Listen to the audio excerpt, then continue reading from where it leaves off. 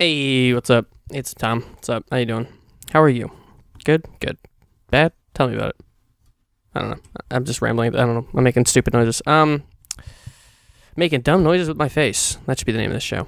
I digress. So yeah, this is episode 43. My friend Ryan came by. Went to college together. So he was driving through town, so he stopped by to record an episode. So that's pretty cool. It was a good time. Talked about all sorts of things, like the John K. That's not really controversy. Allegations, I guess, right? That's what you call it. I guess it's a controversy too, but come on now. We all saw it coming. He's kind of a dirtbag. I love him. Great animator, but we get into it in the show. What's his name leaving Nickelodeon too? Dan Snyder, him leaving. Talk about that a little bit. Some other animation stuff. We talked a lot of animation in the beginning. Spawn, just different stuff. Yeah, I'm kind of go over it now because I can't go through the usual process where I like listen to the whole thing and scrub the whole thing like I like to usually. Because I gotta go to PAX tomorrow morning, so in 12 hours I gotta be in a car driving, and it's like 9 o'clock now. As I record this to you on a Thursday. And yes, I gotta like driving soon. I gotta pack and do all sorts of stuff, and I ate fucking Taco Bell 4 days of this week, so I'm just a shell of a human, and don't do that, kids. I want to die. Holy cow, this is a bad decision. And I spent so much this week like doing other stuff, so I'm exhausted, so I don't have a lot of time to go through this episode. If I want to get this episode done and then out the same, like in a reasonable amount of time, so it's like it doesn't have to wait the weekend. It's like I wouldn't have time to do both, so yeah, so here we go. I'm going to give it to you. This will be the first one, like, completely unscrubbed through. Here it is. I, like, quickly, like, went through the waveform to make sure there was, like, no time anyone went to the bathroom or something. And it was, like, a big pause. But that's the only thing. I can't really go through, I could, but then I'd be done. So it's, like, 9 o'clock now. So I'm done at 11. And it's going to take, like, 3 hours to upload. So you start to see, like, it takes, probably 2.5 now. We got her in a little bit better, but that's where the problem starts coming in, where it's like, all right, I can get this done the way I'd want it to, but it's so late right now that it would then lead to more problems and because usually what I do, little side note here, is like, I'll do like the listen through on one day, and then I'll put it out the next day after, because these shows are so long, because I'm dumb. But this one was recorded yesterday and Wednesday. Today's Thursday. You see the problem. But yeah, so I hope this one's not horrible and like crazy bad. I remember it being really great, but I don't think anything was like, there's no like crazy long pauses or any like weird glitch errors or anything like that. I don't think. So email the show, yourbrandtom@gmail.com if there's a problem. And I can maybe do like a re-upload or just make a note of it somewhere. Because yeah, I'm not going to be able to get through the whole thing. In any particular way. But I think that's pretty much all I want to say on that, just for this, just make a preface. I hope you enjoy it. I had a lot of fun doing it. I like catching up with Ryan every once in a while when he stops by. Go talk about it, but he's in Buffalo now, so he's a little bit further. But it's nice that he stopped by. He's been asking to be on the show a few times, so it's cool that he got to pop in. We got to do it live. Because I would like do it more with a person in front of me than having like over the internet. Occasionally, I'll make the exception, but it is a little bit more fun to have like the person there, like bounce off a little better, less talking over each other, etc. That kind of stuff. Next episode, John's gonna be on. I have to email him back, but by the time he hears this, you're on the show, buddy. But yeah, he'll be on next week. Probably a similar release schedule. I think we're recording on Wednesday, so he'll be out like Friday, probably, maybe Saturday, depending on how tired I am or how much Taco Bell I have, and then to become sluggish and gross. I'm rambling way too much on this intro. I think I've already gone like a few minutes here. Is there anything else I want to say? No, I'll be at PAX East. If anyone that listens to this actually cares, and you see me, don't hurt me. But other than that, I think that's good. I think we're good here. I think I've covered everything that I need to say. I should write this stuff down, but I don't. Yeah, I hope this episode is not like a total dumpster fire and there's not like some like weird part where it's unaudible, it just becomes like underwater or something, and I just have no idea. So, this is on you now. I grant you this position. I also don't have time codes. I guess did I say that? I'm gonna say it. I'll reiterate if I had. I said there won't be time codes because I haven't gone through the whole thing. Just a couple of things I can remember that we talked about. That's in there. Other than that, hope you enjoy the show. Good times. And see you next week. Enjoy. This is your brain. And this is your brain on Tom.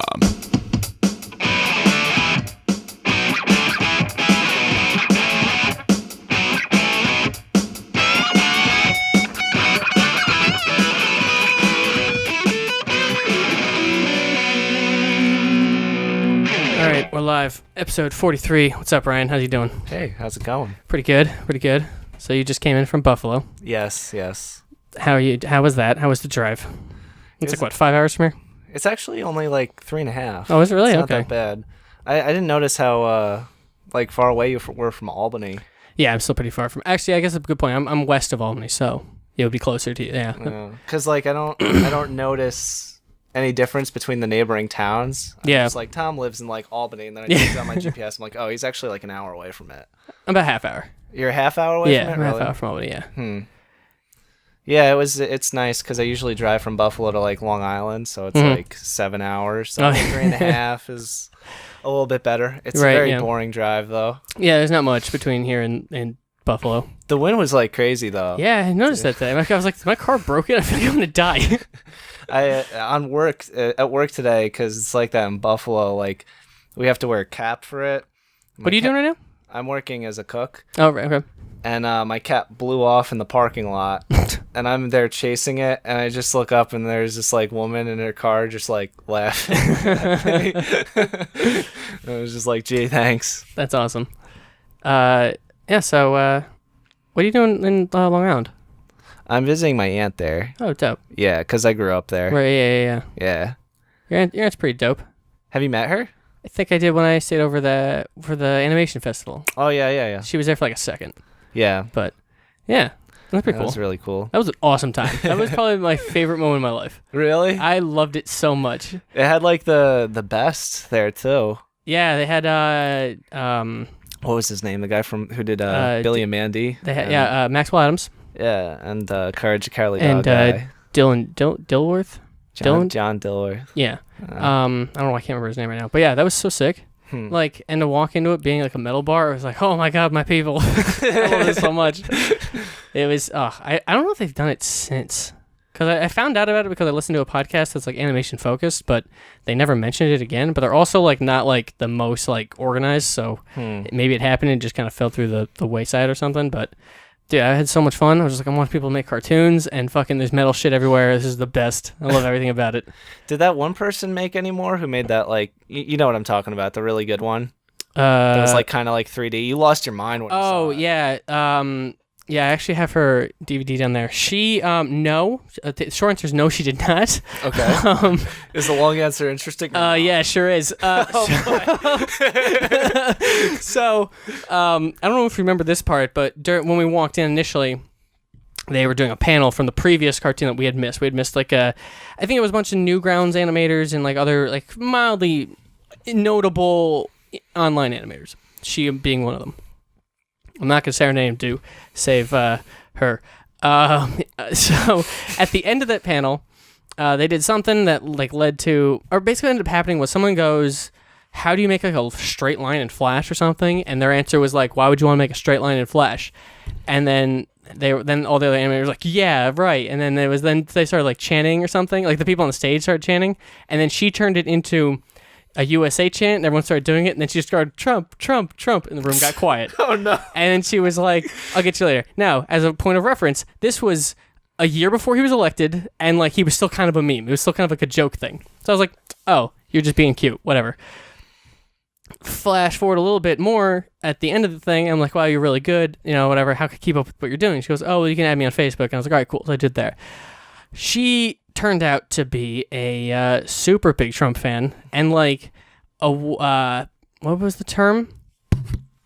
Was she a white nationalist? Was that the term she went with? Whoa, I think dude. I think that's how she self-identified. And like That's crazy. yeah, and like her things on Facebook were like crazy. Like she had a video series where she would travel to Bernie events, Bernie rallies. This is how long ago this was. He was still in the running. Bernie rallies and like pressure or go and ask Bernie supporters insane questions like, why do you support like child murder? And they're like, what? And she would walk away and be like, I'm fucking God. Like, it was starting to get real intense. And like after or right around him, like, before he even got elected, she was a she worked for she lived in Philly, so she worked for the Philly baseball team. I don't actually know what they're called. The Flyers, I think. That's their hockey team. That's their hockey team. So whatever their baseball team is, doesn't matter. She worked for the baseball team, and she was the Peanuts girl there. And she would, like, peanuts. The what? Whatever. The Peanuts girl. Peanuts girl. Yeah, she'd give I thought you peanuts. said something No, else. I did not. So she would give out, like, peanuts and shit out that thing.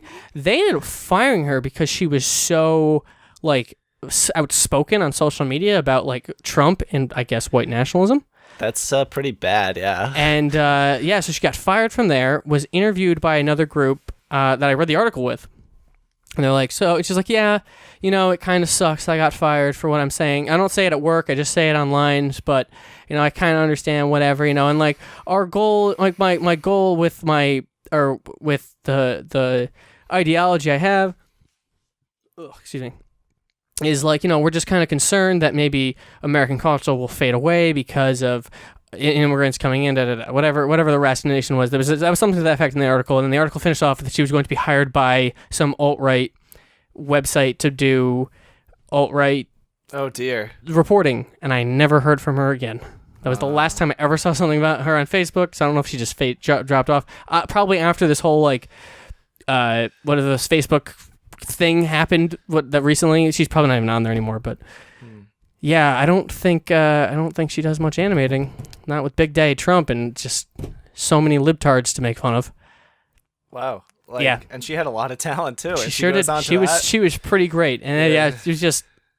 It's so Yikes. weird to think back on Yikes. it, because like I literally thought she was joking. I thought it was like oh, she's just like she's still going off the thing where it's like, oh, Trump's a big joke, and I was like, yeah, sure, whatever, that's fine. I'd assume that too, because she looked kind of like a person who would like memes to me. Yeah, exactly. That's Like, exactly. That's kind of the vibe I got from her. Yeah, Like, exactly. That's exactly what I thought too. It was like, oh, we're just memeing here. That's great. Turns out nope. the meme was me. The meme was you. Oh man, that was So I don't know. I could probably look into it further and see, like, because I know Nah. she was doing like a yearly Newgrounds like animators thing where it's like a bunch of animators come together and do like a big project, but it doesn't seem to me that she's still doing that. But other than that, well, even with that was a good time. It was my favorite fucking event I've ever been at. It was just like, this is so great, it's so fun, and cool animation. I'm thinking of going to there's an animation fest at school right now. The school I go to. Yeah, Coming up in like 3 weeks. I was Oh, no thinking about shit. checking that out. that's awesome. Yeah. That's super cool. That's I would potentially go to that. Really? Yeah, I just like watching animation, dude. It's so good. I think it's like May 7th or something like that. May 7th? Yeah. Okay. I don't know if I might be able to do that. I don't remember.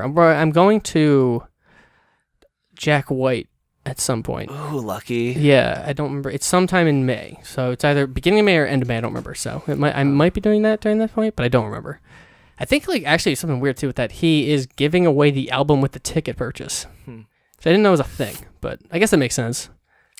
I haven't listened to any of Jack White outside of the White Stripes, but I feel Mhm. like he was a brain of White Stripes anyway, so it's probably just as good, I'm guessing. Yeah, the solo stuff sounds a lot like it, so I probably think that, yeah, that's probably what that was about. Him just being kind of the same thing. Kind of the brains, I guess, yeah, because a lot of the, what's the first album? Blunderbuss, and then, was Lavaretto the name of the second one? I think, or no, whatever. I don't think I'm saying that right, but yeah, like it very much sounds like the good song, like the songs you remember from the White Stripes, like 7 Nation Army and shit like that. It sounds similar to that, and so yeah, I've listened. I think I've listened to 2 songs of this newest album, but not. I don't remember what they even were, but yeah, so I'm probably gonna see him, see what that's about. But if I'm not doing that, I definitely would love to go to that because I want to go to more of them. They're super fun, Yeah, they are. and some people are just crazy good. It's a shame too, because they don't make any like money doing it. No, they it's do not. so time consuming. Oh, yeah. Like It's nuts. Yeah, I just found out. Well, I didn't find out because I kind of always knew this. So John Kay, the creator of Ren and Stimpy, is in the big troubles because of, well, he's always been a scumbag for years. okay. But he recently got furthermore in trouble. No. Because like when I first read John Kay, allegations, there was like a cut off of the headline. I'm like, how is this news? And then it went on to being like, sexually harassed 2 girls. I'm like, all right, how is this news? And possesses child porn. I'm like, oh, there's the news. There it is. Oh my gosh. But that doesn't surprise me because I remember when I was a kid, I thought there were a lot of commercials for this Ren and Stimpy show, and I thought it was like a revival, and I was like, oh, Spike TV, that's weird. And I tuned in, the adult and it was party? like some porno with like Yeah. Ren and Stimpy. I was like, what the heck am I watching right now? Yeah. This is It's my super eyes. Weird. It's super weird. And like he's just so like crazy great animator. Not gonna take that away from the guy. The dude is insane. Huh. He for the long like not even like let's just parse the sexual misconduct out of here. For try years. to. Yeah, try to. For years. During the time of Animaniacs, he wrote for a publication under a different name, reviewing the Animaniacs negatively because he didn't like the fact that Animaniacs was a writer's directed show and not a storyboard directed show, which would mean it was an artist directed show. So Ren and Stimpy, the reason it's so weird and like not sequitur is because it's written on the storyboard and not on like the page. Really? Animaniacs is far more like cerebral and on the page. That's why it's far more like joke based. I could see that. And he thinks that the writer's directed show fucking the bane of existence, pure evil, and like it doesn't deserve it. So he for years wrote under a fake name reviewing Animaniacs and other writer-based shows, like I think Freakazoid might one, whatever, anything by Amblin Animation, being like, this is fucking garbage, this is terrible, under a fake name. So that's a lot of hatred, man. Yeah. That's a lot of hatred. I don't get it. yeah, so like he was just like super for years has been crazy, and like Wow. and like I knew he was also kind of gross to women because I remember watching some interview with him and like. He had like I think I'm going to pretend it's his wife just to not make my brain hurt, and she was like sitting on his lap, and he was like calling her like weird names and like spanked her, get out of here, and stuff like that, and was like being really weird and crazy. And like he said something else that was really weird, like I'm while she was in skeeved the out room. just listening Yeah, to it was that, kind of dude. gross and weird. And then I was like, but I was reading this article about him getting in the troubles. They were like, been an open John Kay being kind of a sleazeball as an open secret in the animation industry. I'm like, wow, it must be a big open secret if me outside the animation industry knows about this. Like, holy shit. Whoa. So yeah, everyone's bad. Dan Snyder just got canned from Nickelodeon, but probably just for What does he do again? he did like Drake and Josh, The Amanda Show, all that. Oh, I wasn't really that much into that, but for the same thing, I'm guessing.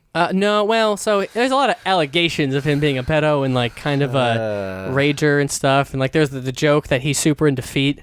So every one of his shows involves like girls like, doing things with their feet, like pouring ketchup on them and stuff like that. What the heck? Yeah. Okay. So like him and Nickelodeon have parted ways in a positive light, and it's like, oh well, his show is wrapping up, and we're not. The one thing that's kind of slipped out was I guess he's got like anger issues, and something was going to happen. Like they weren't renewing one of the shows. He has 3 shows active with Nickelodeon right now. He's been working with them for like 23 years or something, making them billions and billions.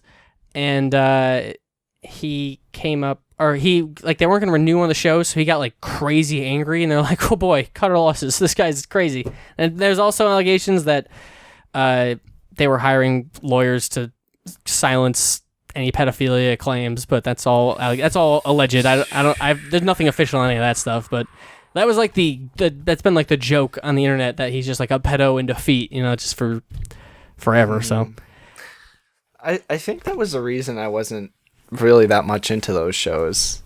Oh yeah. Like the teenage girl centered like Nickelodeon show. I don't know. Yeah. Something always felt like off about it to me. And also it wasn't my thing, but I was just more like, why do people like this? Like I like Drake and Josh, and I liked like all that, and I remember liking the Amanda Show, but like I recently rewatched the Amanda Show, and oh fuck.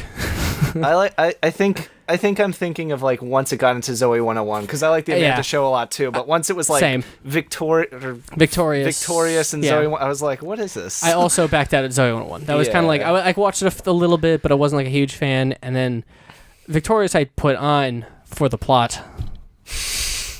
Are you familiar with this concept?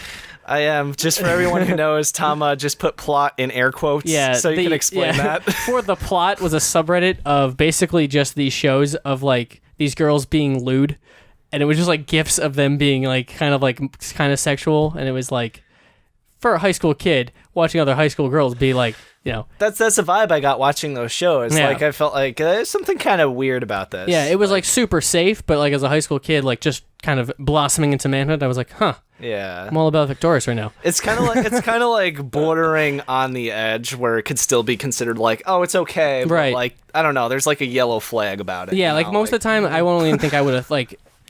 You kind of have to be looking for it, and when you're just looking at fucking Sears catalogs, being like, yeah. This is good. Like, you'll find more for it. But that was like a subreddit for a while. It was for the plot. Oh, I watch it for the plot, in quotes.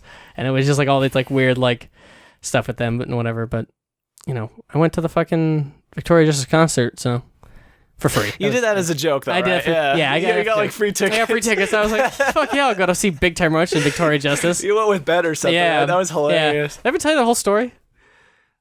No, I don't. I thought I saw the pictures on Facebook Okay. of you like taking Yeah. selfies in the bathroom Yeah. at a Victoria's concert. Oh yeah, we shared that.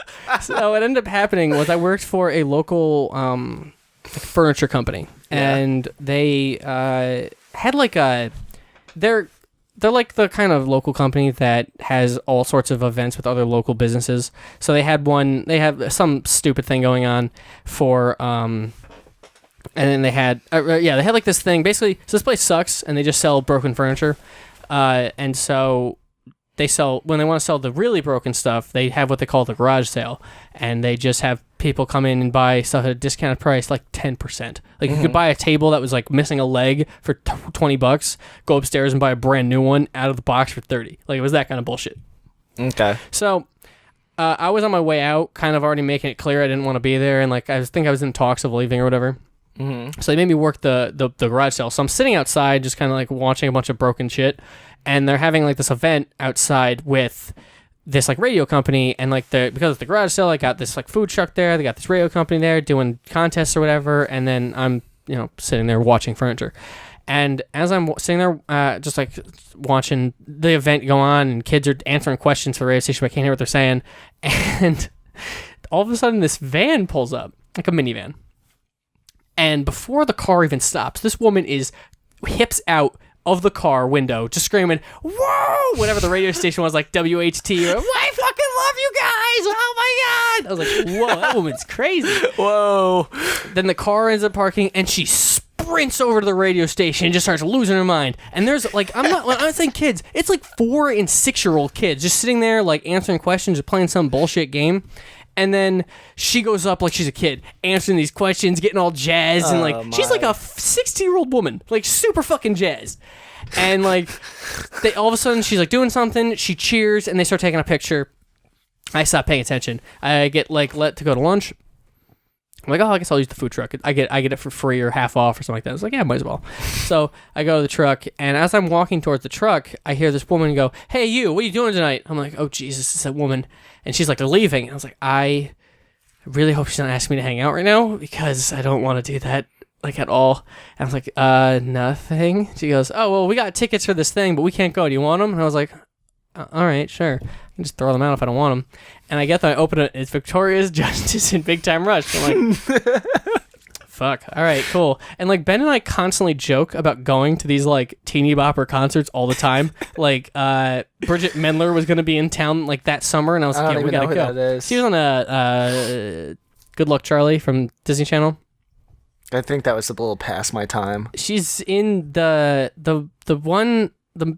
Ghibli movie with the small people that like live in the house. I don't know that one at all. Arrietty or whatever. She's in that. She's the main character's voice actor in that one, regardless.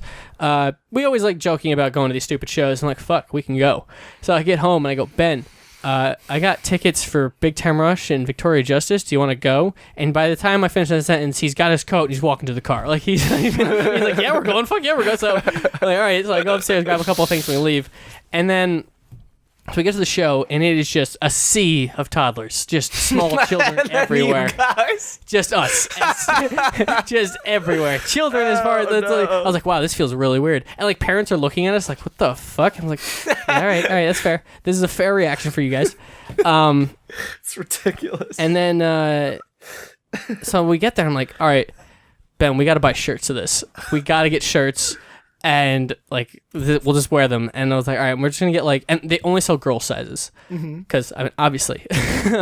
So we buy like 2 mediums or whatever, and like they barely fit either of us. I'm like, all right, we gotta take a selfie in the bathroom. So that's where you saw the selfie in the bathroom. Yeah. We take that, and then I'm walking around with the shirt over my current shirt, whatever I was wearing at the time. I put that over that shirt, so it's even smaller. And like parents are just staring at us like, what the fuck are these idiots doing? Like, what is happening? I was like, yeah, this is fair. And then we just kind of like got as close as we could and like watched the show, and like they were like they had like beach balls because it's a concert. Yeah. And so they're bouncing beach balls around, and I am Don't tell me you juked a kid. I am fucking King Kong over these children. No, what are you doing, Tom? And so the balls are coming up. I'm just swatting them. I'm swatting the balls everywhere I can. Bah, bah. And I end up hitting one, and it like lands like on the top of this kid's head. And he's like, what the fuck? I was Did like, someone tell you had to leave? 'Cause No, I feel like no. that's how the story ends. no, I did not. No, we actually got to say the whole time. Oh, dude. Yeah, so I'm just like swatting the balls as they come near me and stuff. And then eventually I kind of stop. And then like, Big Time Rush ends up coming out, and one of their songs, I guess they just like walk the crowd. Yeah. And the fucking crowd just exploded, and everyone's like just like ants on fucking shit. And they're just like crawling towards people, and like they're just like all of a sudden like you just see like parting the Red Sea so they can get around these like 2 people that come up these alleyways. And like Ben ends up going with one of them and like touches one of the guys and comes back, and he's like, I touched Carlos. I'm like, you touched Carlos? And the girl that was sitting behind us goes, you touched Carlos too? And they're like, yeah. Like, let's hear it. So like I high five and stuff. And then as we were leaving, there were like meet and greet booths, but for no one that performed. Like these 2 other random like British or Australian kids, I guess, were also in shows that I've never seen before. And like they had fucking huge ass lines, people getting ready to meet them, whatever. And then we left, and I was like my favorite shirt ever until later that year, the next year when we went back to school. One of the because Stan had like that developmentally disabled like program. Do you remember that, where they'd like bring in like special ed kids, and like they would bring them around the school? I'm not really sure what they did, but they would, yeah. No, I don't remember that. They had like a couple that would like around, and one of the kids is wearing the same shirt I had, like genuinely. I was like, shit, I feel really bad wearing this. It's like a joke. Like, I'm wearing this shirt ironically because I always wanted to wear a shirt ironically, like the fucking Linkin Park one we always joked about in college because I fucking hate them. Dude, I love Linkin Park. How dare you? I want to, because I'm like the idea spurred because I was wearing a Modest Mouse shirt. And one of my coworkers was like, oh, you like Modest Mouse? I'm like, fucking no, why would I wear this? And it's like, yeah, I like them. And I was like, oh, what if I actually wore a shirt that was like, when they go, oh, do you like this band? I'd be like, no, I absolutely hate them. Why? What would give you the idea that I like them? But I never ended up doing it. But I had this Victoria Justice shirt, and yeah, this kid had it. I was like, oh, well, I don't feel okay wearing this. Like, I feel like I'm making fun of him in a weird way, but... Were you wearing it at the time that you saw him? No, someone okay, later was like, hey, someone has that shirt you have. And I was like, oh, it's hilarious. Did he also go? And like, yeah, but like, he likes it. I'm like, oh.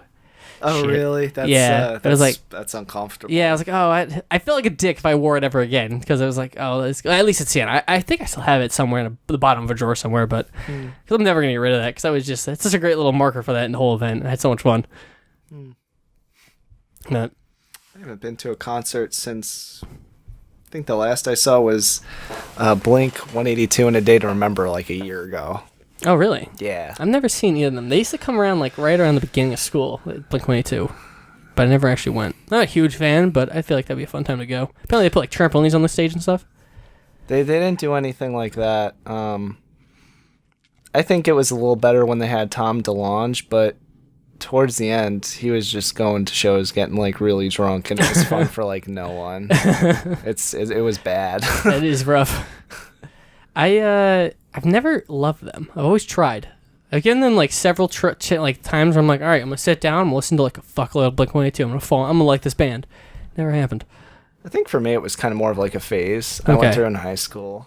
It seems like it's a nostalgia thing at this point. Like, Yeah. people. I don't know if anyone like genuinely like loves them anymore, but like, Because like their songs are about like, you know, vandalism and Yeah. being a teenage hooligan, and I was listening to it like, I love Blink 182 like a year ago. I'm like, this is kind of giving me the cringe phase Yeah. now. This is just a phase I went through in high school. A Day to Remember is still pretty good though. I don't know if you've ever listened to them. They're like the metal band. I'm trying to think. What's one of their songs? The Downfall of Us All is a big one of theirs. That sounds familiar. They sound like a band I definitely have potentially heard. I don't know. You know what was really weird? I think like New Year's last year, or maybe it was like 2 years ago. Someone was like, "Oh, there's this like concert happening in Buffalo," and like they were listing all these people, and they're like, "A Day to Remember is going to be there," and the cover for it was like $40. And apparently it was just like a MacBook plugged up to the speakers. Oh, like there wasn't no. anyone actually there, and I was thinking like, dude, tickets to see Blink 182 and like A Day to Remember were like $20. Like I got those for $20, and I just spent $40 to listen to someone's MacBook. That's fucking garbage. It was ridiculous. I can't believe you get away with that. It was just, and like the drinks were like so expensive there, and it was just like, I guess just because it was New Year's, they figured like if we do this, enough people will come for drinks and pay a cover for something ludicrous. That's like, yeah, I'm just gonna put my iPod on. You like these songs, right? Yeah. It's like Sienna Party. Like, Oh my God, yes. I'm gonna put my iPod on while everyone just drinks a bunch of fucking shitty alcohol. Wow, that's crazy. I didn't even. That doesn't even sound legal. That sounds like horribly awful. Like that's I didn't think that was possible. I remember I went to literally the only club I've ever been to, and I ended up somehow like kind of behind the DJ, and I'm like, "You're not even doing anything. Like you're just sitting here, like because like all of like I looked at the screen, and like it was just like the knobs like on like the digital like mixer were just spinning." And then like there was like a couple of wavelengths that were just like randomly like they were doing the exact same motion regardless of song or tempo, and I was like, wait a minute, this is all bullshit. Like there was like a fake like scratch thing like a record, and it was just spinning. I'm like, does this program do anything, or are you just like sitting here with a MacBook like, yeah, look at me go, DJ man? I mean, it's a club. Everyone just pretty much goes there to do drugs. So like, Yeah. I don't think anyone's actually paying attention to That's the music. True. That's true. Yeah, I always wonder how much, like, I know like in Vegas, if you are like a DJ, you have a press play fee and a performance fee. Probably get a lot of money. Yeah, you get a ton of money, but I want to know like what is the requirements for both. Like, what do I have to do if I'm in performance? And then, like, obviously, press play, you just have, like, a set list, and you go, boop, and then you do the thing where you pretend to turn knobs, Yeah, and, but like... it's probably, like, nothing. I guess. Like, you just have to sell yourself, and then Yeah, you're like, probably good. Like, what is the difference between a performance fee and a press play? Like, are you actually, like, doing the same shit, or are you actually, like, turning knobs that actually do something? I don't know. It's the same thing with, like, photographers, too, because I worked as a photographer for a while. I didn't know what I was doing. They just, like, needed people, but there were so many people there, who obviously like just bought a camera and like took pictures, but they were talking about like the artistic integrity of what they were photographing and saying all this like made up pretentious stuff, and I would just be sitting there like, do they actually believe this? It's just the same thing. Like you just buy the equipment, I feel like, and you're good to go. Oh yeah. Like just go in GarageBand and play some songs mixed up together, you're fine. Yeah. Everyone's on drugs, no one cares. Dude, I was just looking up I'm doing another like Smash trailer, and I'm looking at a bunch of songs for like the backing track. So many songs right now. If you look up whatever remix, so if you're like, I was looking for like God of War remix because it's like a Greek theme or whatever, so I'm like doing something like that. So many of these fucking songs are just the orchestral song played over a trap beat. That's it. Probably, yeah. There's nothing different. Yeah. I'm just like, this is just this, like, what? And then like sometimes too, which is so weird. I don't know if this is like a common thing amongst every like other like musical genres or whatever, but I would click on a video, and then the up next video, I'd click on that one. It's the same exact song, just re-uploaded by a different person. Really? Yeah. Huh. It was like the same, like, this is the fucking, like, I looked up some Castlevania ones. And those are good. Yeah. Those are really good. I love the Castlevania But a couple music. of them I had found was just like, here's Vampire Killer with a trap beat. And the next video is the exact same trap beat played under Vampire Killer. I'm like, what the hell is this? So you just kind of upload whatever. Because I thought too, I was like, oh, there'll be some sick fucking Castlevania remixes. Because it's been older. Like God of War, and maybe I'm just falling into a thing where it's just like, a couple of fucking stoners like, yo, God of War music though, and they put on a trap beat and they're like, this is the sickest shit. But Castlevania's been around long enough. I figured there'd be more stuff. There actually is. Okay. Banjo Guy Ali. Look that up later. It's a guy who does banjo covers of old Castlevania music, and I know that sounds really weird, but it sounds amazing because like all that old Castlevania stuff could be like orchestral, and it sounds beautiful on the banjo. That's sick. There's a lot of other stuff like that. There's people playing Castlevania music on like organs and stuff like that. That would sound awesome. Perfect. Yeah, like some of that stuff, I figured that would be out there, but I just happened to be like stumbling into like just fucking idiots. I was like, I don't understand. Like, what did I type wrong to be in this part of YouTube? Yeah, you don't want Castlevania, the Skrillex remix. Yeah, that probably would sound like crap. It does sound like garbage. Dude, oh god, there was one of them too. What was I listening to? Was it the Castlevania or was it God of War? I was listening to some game, but it was the Skrillex like version of it. Oh, I was just throwing out that there. No, as I'm a not joke. even kidding. That's That was one of them, and Oh, it was shit. like, it was so bad. I'm like, this is inaudible. Like, what am I listening to right now? I remember like one of the last trailers I did, I had to find a trap song because like the footage was slower. So I was like, all right, well, trap beat should like just about hit it. And holy shit, is there some bad trap music on YouTube?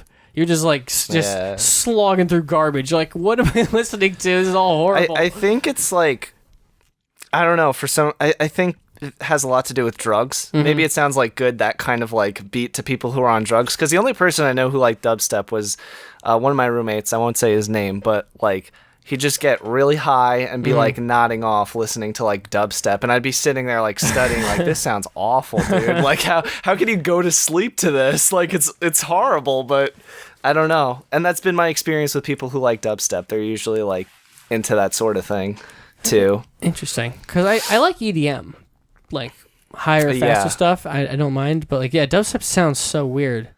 I had heard once though that the trend in music, like the reason like trap is so popular is because it's the popular drug determines like what is like what the music is. So like in the 80s it was like cocaine, so it was like fast rock and shit, and now it's like cough syrup and opioids, so it's like slower, like meltier music, and like because that's kind of like what you're feeling when you're on these things. So like that's why trap beats are so like weirdly like melty. It's the best word I can come up with it. So I don't know if that's true at all. Like that's like a real theory, but I heard that once. I'm like, that's an interesting idea. Because like the producers are on whatever drug they're on, and then they make music that would sound good to them while they're in that state, or prefer that music in that state. So they'd be finding acts that fall into that. Weird. Dude, there are a lot of drugs out there. It's tons. Everyone at my job is like high Really? all the time. That's and pretty on nuts. drugs. Yeah, like I was cutting a person's salad the other day, Yeah. and like the manager there went like, "Yeah, baby, I want you to cut that salad like it's fentanyl." And I was just like thinking like, "Yo, I really hope like this old lady does not know what that means." Yeah. Like even I'm uncomfortable by that. Wait, did he say it in front of her? Yeah. Oh, boy. It's just like, Oh man. and That's tough. they're always like doing drugs and talking about like cocaine and heroin. I'm just like, Whoa. yeah, I'm gonna get a comic book after work or something. You're gonna get like an 8-ball. Dude, that's- Interesting. Yeah. Is it so weird? Like sometimes I'm always like, boy, I'm just not living, I guess. 'Cause- yeah, exactly. I'm just gonna go. I'm gonna go get a comic. I'm gonna go find a video game. Like I'm gonna go see a movie by myself. I think it's just that my perception's been distorted by TV, because I always thought as like heroin addicts as like, you got the needle in your arm and you're just like that. Yeah. And apparently there are like a ton of people who do heroin, and like they're just like, it just makes you feel good. Oh, like you don't end up like that. You just get so addicted to it that it destroys your life. Yeah. What do they call them? The like a functioning addict or whatever. Yeah. Yeah, because remember I heard, was it a teacher I had or something? There's someone I knew who, it was a teacher I had, I think. Mm-hmm. It was my finance teacher, I think. Regardless, his roommate was like super addicted to heroin and would like schedule out the week so that by Friday he would start doing heroin and then just Monday morning go to work. Like he would like for like 2.5 days straight, just heroin all day, but was like totally Jeez. functioning, wore like a suit and tie to work, went off, did his thing, and would just like set up, do be a totally normal adult for Monday through Friday Friday at 5:30 till fucking 8 a.m. on Monday. It was heroin city. Jeez. And I didn't know it was such a problem like in restaurants, because the last 3 jobs I have been in restaurants, and everyone there has been like a cokehead. Interesting. And then I found out it was like a big problem at restaurants. I was Why like, is that? Dude, I have no idea. I was thinking the same thing. I was like, why? Yeah, what would be the trend there? Fuck if I know. I was just thinking at a point like, am I just having bad luck? And then I saw it pop up on the internet, like drug epidemic in restaurant industry. I'm like, oh, That's so interesting. that's applicable.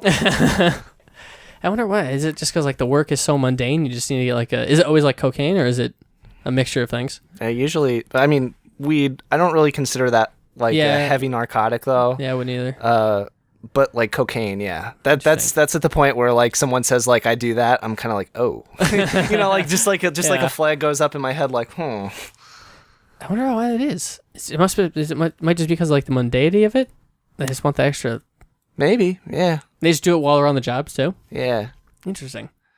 They like bring it with them, or they come to work that way like that. I honestly don't ask because I'm not into it, but they're high while at work, definitely. I guess they have to bring it with them because isn't cocaine like a short high?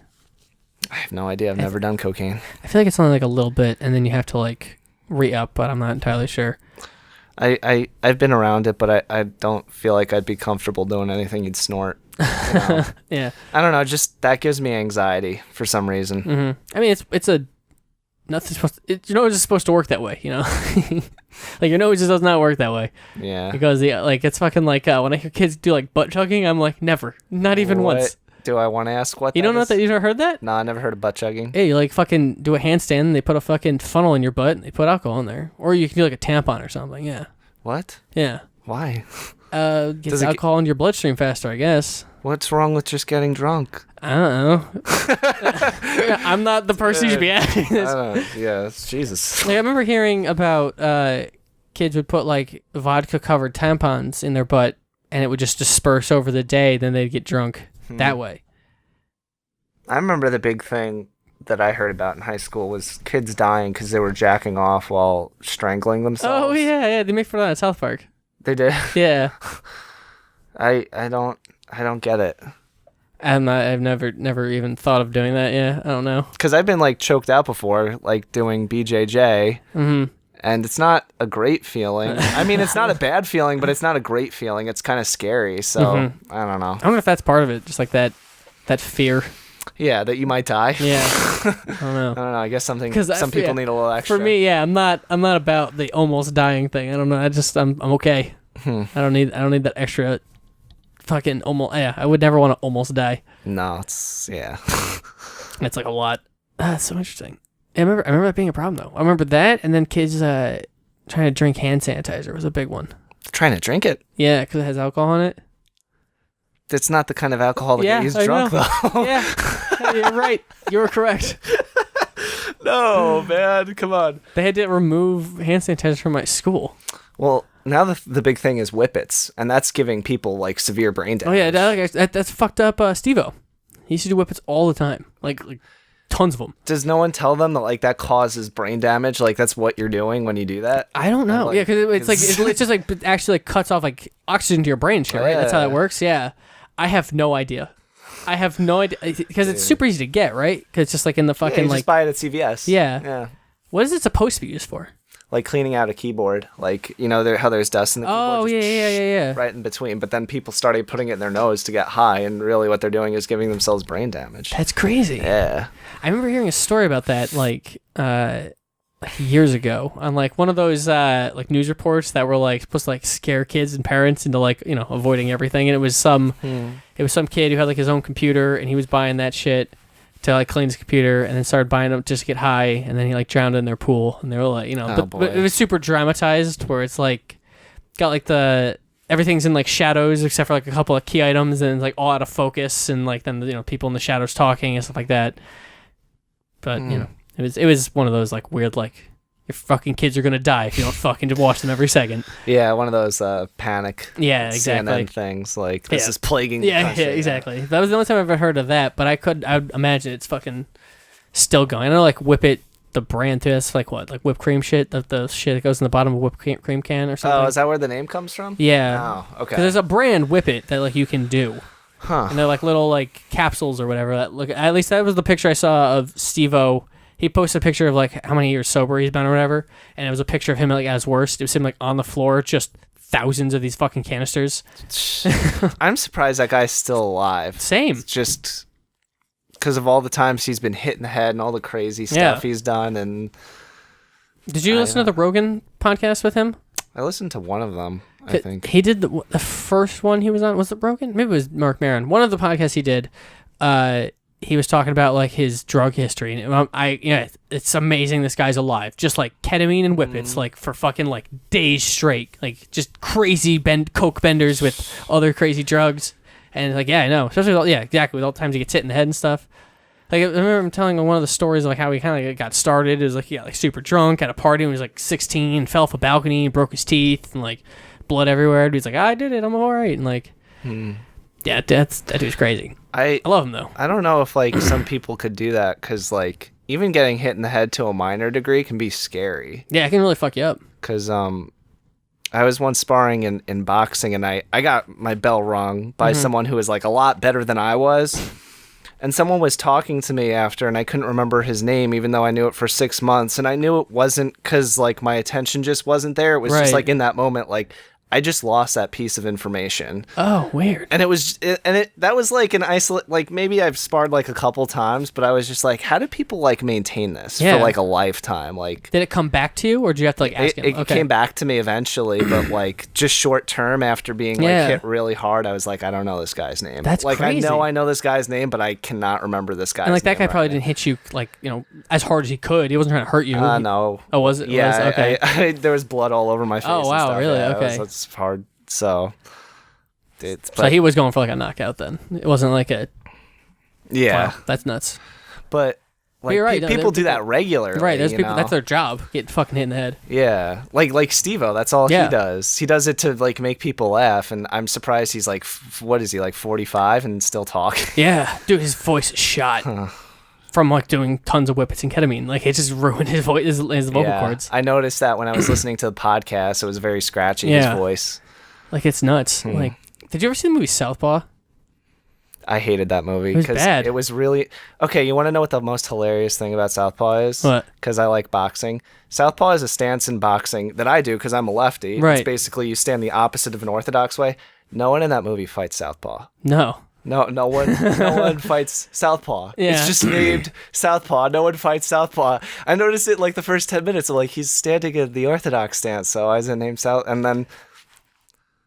And then I read that it was supposed to be based off of Eminem's life, and that's where I got really confused. Yeah. It was apparently like... How? It was apparently like a autobiography that Eminem was writing, and it just... I don't know. It seemed like it was part of some weird delusional fantasy or something, like... Dude, I don't see that at all. I'm a tough guy.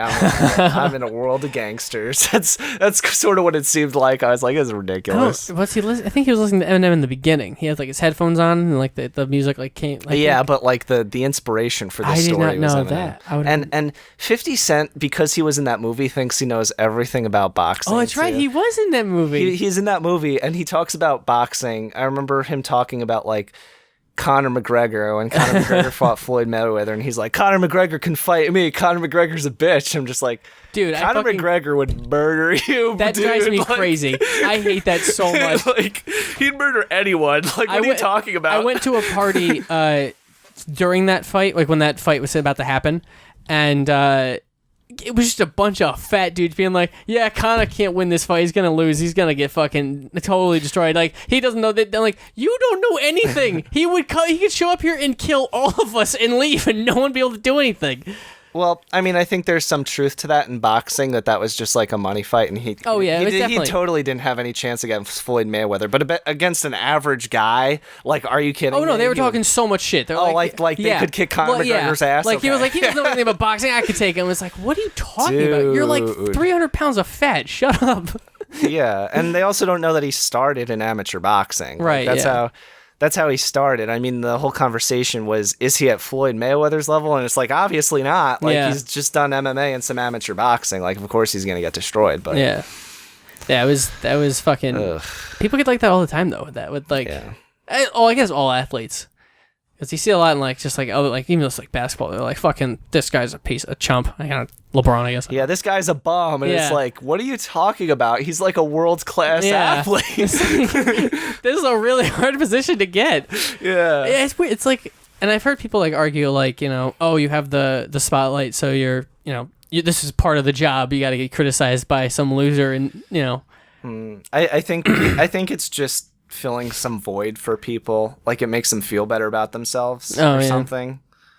I don't know what would make you like talk so much trash about some fucking athlete, just be like, Well, like I love like combat sports like MMA and boxing, and I don't go to sports bars to watch them because everyone, when someone's loses, is like, "You bitch," and I'm like, oh, I don't get that. Like I don't get why people feel that way. yeah. Like Maybe they put money on it.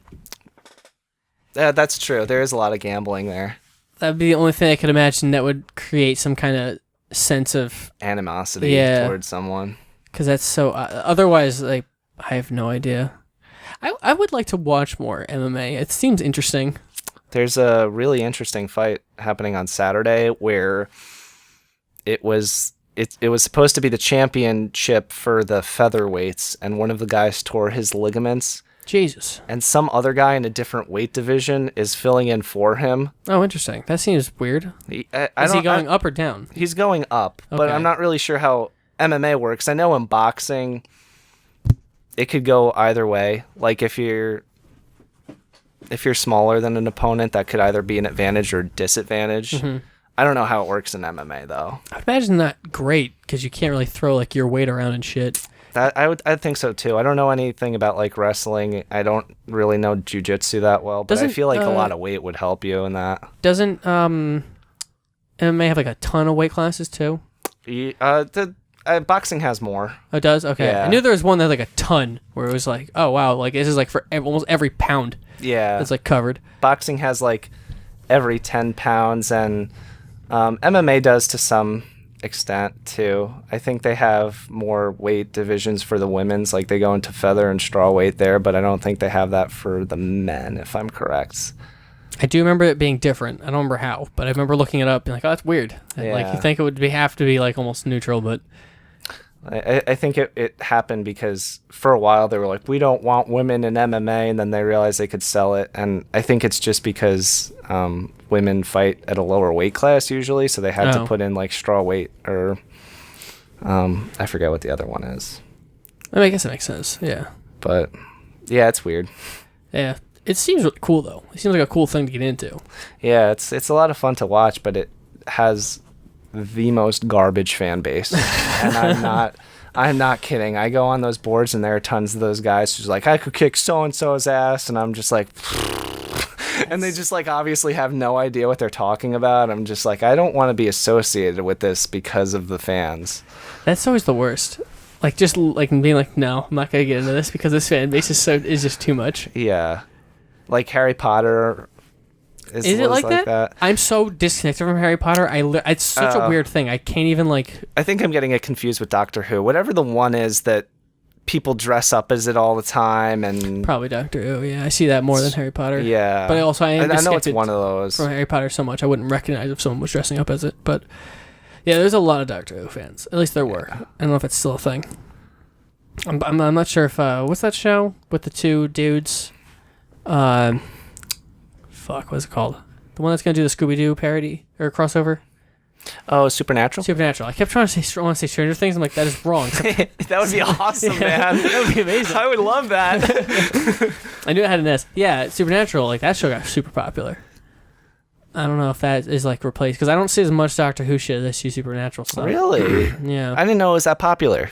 Yeah, it's a pretty big deal. Like I've never watched an episode of Supernatural, and I know that Scooby Doo thing is happening because I've seen it like 3 or 4 times. People being like, "Holy shit!" I've seen it too. Like I know the one character's name is like Dean. I've never seen this show. Why do I know this character's name?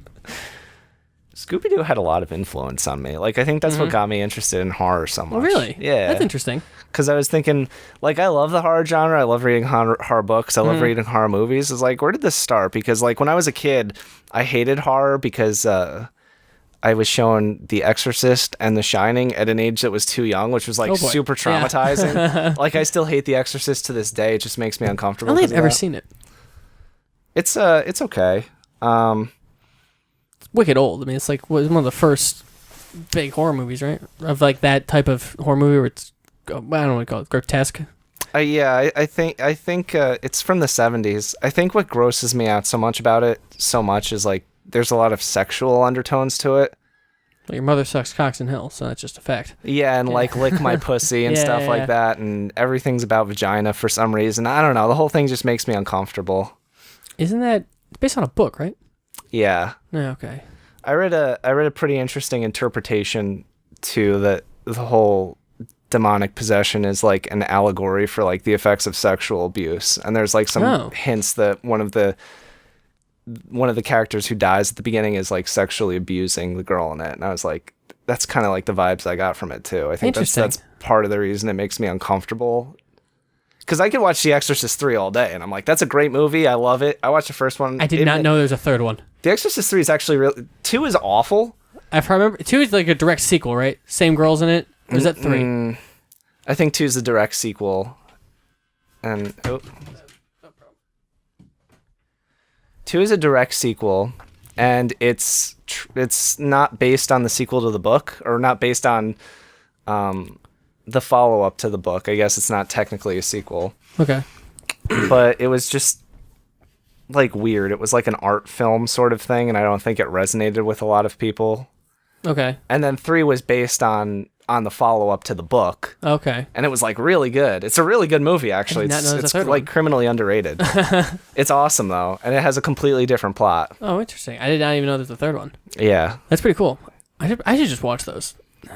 You only need to see like 1 and 3. Okay. I think there's like a ton of them, and those are the only like really good ones. Okay.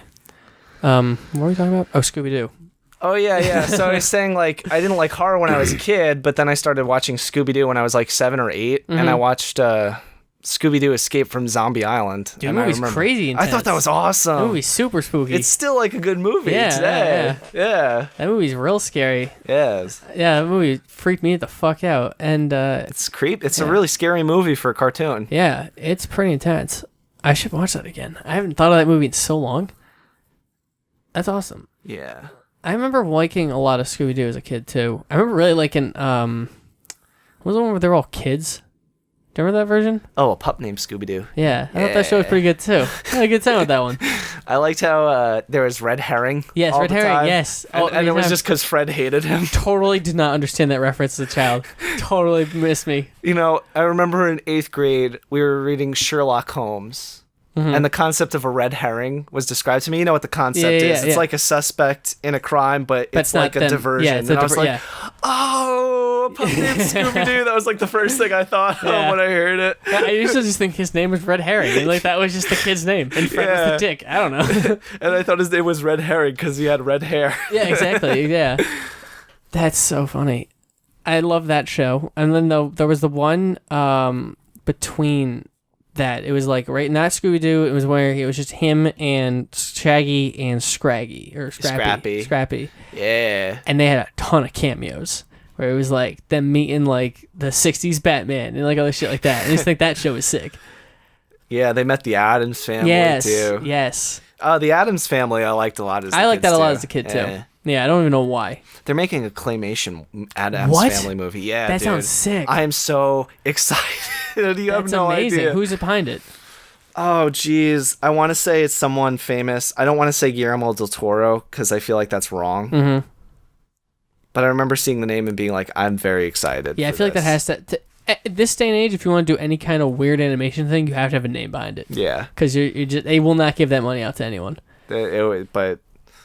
And that's going to rake in a lot because it's the Addams Family. Yeah. And there's been nothing Addams Family for like decades. That's so cool. I'm so happy to hear that. Me too. That's a great like fucking medium for them too. Yeah. That's so sick. Yeah, like I could picture it in my mind already, like what it looks like. I'm like, wow, I like actually can't believe they didn't do that before. Yeah, exactly. Like, that's like, especially because back then it was like actually a thing you could do. Like people would pay for that shit. Oh, that'd be sick. Yeah. I fucking love stop motion. And something like creepy stop motion is sick. It's so good. I saw the Fantastic Mr. Fox like 3 days ago and loved it. That was your first time? First time. Oh, that movie's amazing. I watched part of it a couple years ago and I was like, let me come back to this. And I just forgot it. Mm-hmm. And then I did like 3 days ago. I was like, I can't wait for his next movie. Isle of Dogs? Isle of Dogs. Dude, I'm super stoked. I was so disappointed because people are starting to talk about it. I'm trying to see reviews and it's just not here yet. I'm like, come the fuck on. I was hoping we could check it out tonight, but that's a shame. Yeah, I do want to see that. I gotta see that, and I want to see Ready Player One because I've heard nothing but mixed things. I just want to get my own opinion. And there was one other thing I can't remember what it was, but Cock Blockers, the John Cena movie, where it's what's it called? Cock Blockers. It's called Blockers, but the poster and the way that it's stylized is a picture of a chicken and then and blockers, and it's about three parents whose 3 daughters go to prom, and one of the girls leaves her computer open, and the parents are just reading her iMessages because they show up on your iMac or whatever, and like it's all like emojis, like, but they're like, eggplant into the little OK finger stuff. They're like, wait a minute, our kid's gonna have sex? And so it's the 3 parents. It's like John Cena, the woman from 40-Year-Old Virgin. No, yeah, she in 40-Year-Old Virgin, or like the wife of what was that movie about the 2 parents? This is 40. That woman. I know who you're talking about. She was in Knocked Up. Knocked also. Up. That's the movie. She was an Knocked Up. awful wife. Yes, that's right. She's in it, and then some other guy who I can't remember who he is, but I recognize him too. And it's like them like on their shenanigans to be like, oh my god, our children are about to have sex. We gotta stop them. And like John Cena's playing like a total wet blanket, just like wears like a suit, and he's like, oh maybe they're just having fun using fun little logos, and it's like no, they're about to fucking bang. And I think it looked pretty entertaining because I like John Cena being a total wet blanket. I love that idea. He's a wet sandwich. Yeah. He's a delightful. He's been pretty delightful as a total idiot. I didn't watch WWE growing up, so I don't really know him. I saw him in Trainwreck, which I didn't like because I don't like Amy Schumer, but he was really funny in it. He was great in that movie. He was like he was cracking me up in it. Yeah, I love him, and like him because like in WWE he is like. He's just infallible. Like he's just like they always make him win, and like he's just like this superhero. He's super popular with the kids. He has that cool ass theme that do. Yeah. But he's himself. Oh really? Yeah, because he's a rapper kind of. That was his initial gimmick was he was like this white rapper that like came up. So he like wrote his own theme song and stuff like that. The time is now. He's in that like you can hear him singing that as the name of the song. But yeah, him playing like a dope or like just like a fucking like in Trainwreck where he was like, dude, I'm gonna fucking suck your dick right now. He was awesome in that. Like that shit I love him in. I want to see him do more like comedic roles because he's so funny. He's so fucking he's such a dope, like a dope. So good. I saw a commercial for, speaking of that, Amy Schumer's new movie, and oh, I saw that I was like on my phone and it was like silent. I'm like, I don't even know what this is. I don't care. It looks so gross. Like the whole concept of it is like it's like reverse Shallow Hal, where like she hits her head, and the idea is that she's fat and she now thinks she's a model, and like I don't know. I was just kind of watching it like, do people really think this way though? Like this is kind of weird. That is weird. I don't know. I feel like her humor never really clicked with me because it always just seemed really like angry and. I liked her first special a lot. I will admit, I think her first special was pretty funny. I don't think I watched her first special. It's the one that ends with the jokes. It's like the story of her going to like her friend's bridal shower, and then now they're all uppity. I've heard that one. Yeah. I like that first special. I haven't heard any of her other specials, and then she's been nothing but controversy ever since with like joke stealing and all that shit. But that first special I think is pretty good. Yeah. She does joke stealing?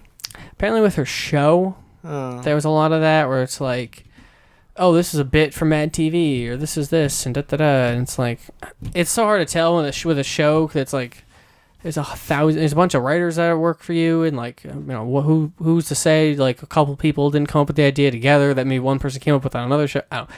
It gets complicated, but yeah, there's a lot of like accusations that there was joke stealing on her show.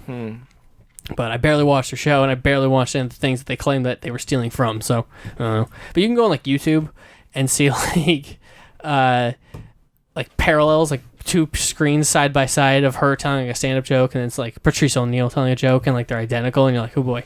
So that's not good. Yeah. So I don't know. Hard to say. Not my place. But yeah, there was some controversy with that for a little while. But yeah, I also didn't like Trainwreck that much. There were parts of it, like John Cena, I was like, this is fun. Or like LeBron James being like a dope. Oh, yeah, LeBron James was really good in that, actually. I enjoyed him in that, too. So there were some people in there where I was like, oh, this is fun. But yeah, it was... Because yeah, she was kind of like super shitty in that movie. That's the thing I don't like about her. Like, she talks about how shitty everyone else is, but then she's just shitty. Yeah. And it's just like, this is just you, lady. Like, you're just a bad person. Yeah, so that, yeah. And then there was that thing where there was like this 15-year-old. This is what made me not like her. There was like some 15-year-old YouTuber who made a joke like, ooh, maybe I get to go home with like Amy Schumer because she's easy or something, and she was like, oh, you're slut shaming or something to like a 15-year-old, and he's like, I'm sorry, I was just trying to do what you do. These are the jokes you make. Dude, that kid's from here. Oh, really? He's a local kid. Yeah, he's like a movie reviewer. He's like 14 or 15. He's a child. And yeah, he made a joke exactly like that, where it's just, yeah, this girl's easy or whatever, and she was like super upset. Yeah. And she was like, oh, it's a shame. I thought you and your dad were so nice, but you're actually shitty. People were like, whoa, he's a child. Calm down. Yeah. And like, he's like just a kid. Like, you know what he's like trying to do. It's like, okay, like it's not funny, but yeah, it's not like he's like doing anything like. No, he's not trying to hurt anyone, obviously. Yeah. Like there was a thing he did where he posted on Twitter like his rankings for the Pixar movies. And I think he put like Cars 2 or 3 at number 1. Exactly. Yeah. Like that's exactly what I'd expect from him. Yeah. And she's like, he's slut shaming, Yeah. and it's like, Jesus, lady, like calm down. He's not a person we need to be concerned with. Yeah, he's a dope. Yeah, and I just don't like the whole, I don't know, angry gender thing. Like I saw this thing that Jennifer Lawrence, she took a picture outside in a dress in the cold, and people were, I think it was a big thing on the internet because people were like, wow, that's a really like, skimpy dress to be wearing outside in the cold like that. Like, and all the guys really in the picture cold. were in jackets. Yeah. And she was like, how dare you? I can do what I want with my body. I'm a woman. I brought this dress to look nice. You're like shaming me. And it's like, this like literally not the concern that anyone had, but okay. This is a made up issue. Oh, no, I agree. Like, and if anyone should be upset first, it should be her. And she wasn't, so. I mean, I wouldn't go as far as to say that, but like, to insinuate that there's malice behind people saying like, oh, she's out in the cold. No, that's what I'm saying. Like she, it's like they were getting upset about something that was a non-issue. Yeah. Like she was like, no, I did this on purpose. This is my decision. Yeah. I don't know. That stuff just, I see it, and to me, it just looks like a problem that person is having, Mm-hmm.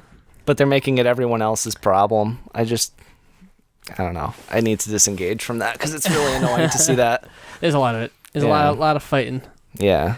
And yeah, it's just everyone's trying to fight everyone when we should all just be fighting the fucking retards who made fucking Pacific Rim Uprising. I haven't seen it. Is it really that bad? Real bad. I was offended. No. You're offended? I'm offended. It was so bad. There's a Troll reference in there. That's really old. That's like 2006, man. Yeah. Yo. Yeah. Huh. Funny memes. Haha. So dumb. The movie was so bad. Did Guillermo make it, or did someone else do? Oh, no. Apparently that's probably why. Yeah, his one idea in there is his. Apparently, I don't know which one. I just read an article where it was like, "Oh, the twist of this movie." I think it's the one twist that happened in the movie. But the twist in this movie was actually Guillermo's idea, but it's just dumb. There's one really cool idea where there's like a rogue Jaeger, and they're like, "What's this?" But like, it doesn't really go anywhere. It's a lot of memes, a lot of jokes. Like the movie opens with like a comedy, like quick cut, John Boyega's like talking about like, oh, this is fucking how this shit or like this is what's like living in a post kaiju world, and you know everything's pretty tough and you get what you gotta get and and like talking about fucking I gotta trade this to get that, and then he's talking about like trading like, you know, a car for food and and then it's like, and you never know, like you never know where your next meal is gonna come from, you never know whatever, and you never want to get rid of your hot sauce, never get rid of the hot sauce, and they quick cut to him like was zoomed in, and he kisses a hot sauce bottle, and it's like, what movie am I watching? This is 30 seconds into it, and then it's just that from then on. It's just like, it's just a lot of like Marvel, like witty cracks at each other, and like I don't even like it when Marvel does that, to be honest. I don't like other movies trying to do it. It's real dumb. Yeah. And it's just that for the whole thing, and like it's just horribly unfunny, and then they have like these children characters that are unnecessary, and like it's not like that's not what the universe is. Like I know it's like if you could be like, oh, well, that's also a trope of like, mecha anime if I'm a kid drive a robot, but like that wasn't the universe that was set in place. Like it's always adults that have to have like a really good connection, a really tight bond. That's why it's usually like a father and a son or a brother and two brothers or whatever. Like they have to be related in some way usually. That bond has to be that close. So to just have it be like they just threw that out the window in the second one, sort of. Like the little girl, not even for a joke. The little girl and John Boyega are just like all of a sudden like, yeah, we're totally in sync. We can just drift now. It's like, what? There was like an entire setup for because That's this dumb. girl and the main character were about to drift and they weren't like, they don't have like a crazy bond. Like it just happened to be happenstance. They got to build this trust. Like it was like a part of that, like the first movie, and like it's stupid. And they had to like, it was like undercutting the movie because, oh, it's giant robots. This is so stupid, but we don't want you to think we're stupid. We know it's a joke too. We know it's dumb too. That was what the first movie kind of did, but in a subtle way. Exactly. It Happened naturally. Smart, yeah. It happened naturally because it's like this is just a movie about giant robots. It's like Gundam Seed live action. Yeah, exactly. That's like, what we're gonna do. This is just gonna be silly because of the concept. But anytime like something kind of started to build, they'd be like, "Joke, right? We're done. We're not a joke. We're not dumb. We know this is a joke." It's like, yeah, we all do. We all know this is a joke. That's why we're fucking here. Well, no one's gonna take this fucking seriously. No one's gonna think this is fucking Saving Private Ryan. Like, just play the movie out. It was just real dumb. And then Troll happens at the end. One of the kids dies, I think, but I can't tell you what his name was or if he truly died because I have no idea. The movie's so bad. I had the thing that people were having after they saw Phantom Menace, where they're like, was that really that bad? Do I have to go see this again? Like, I've almost considered like going again because I'm like, did I imagine this movie? Was this a real movie? Was this really that terrible? Do I have to go again and try to figure this out? That's not a good. I don't think I've ever had that with a movie because I usually I'm not a person who a bad movie can hold my attention for. Like if I think a movie's bad halfway through, I'm just like I'm gonna look at my phone or something. Yeah, I was like, I like throughout the whole thing, I was like, there's no way I'm watching this right now. Like this is actually this stupid throughout, and yeah, like I was just like. I'm still like I feel like I dreamt that movie up. Like it was just like a bad dream. None of this is real. It's terrible. It's taking My Boy Jack is the worst movie I've ever seen. I have that feeling with real life, which I wish I just had it with movies, but I have it with real life sometimes where it's like, this is so dumb, I can't believe I'm watching it.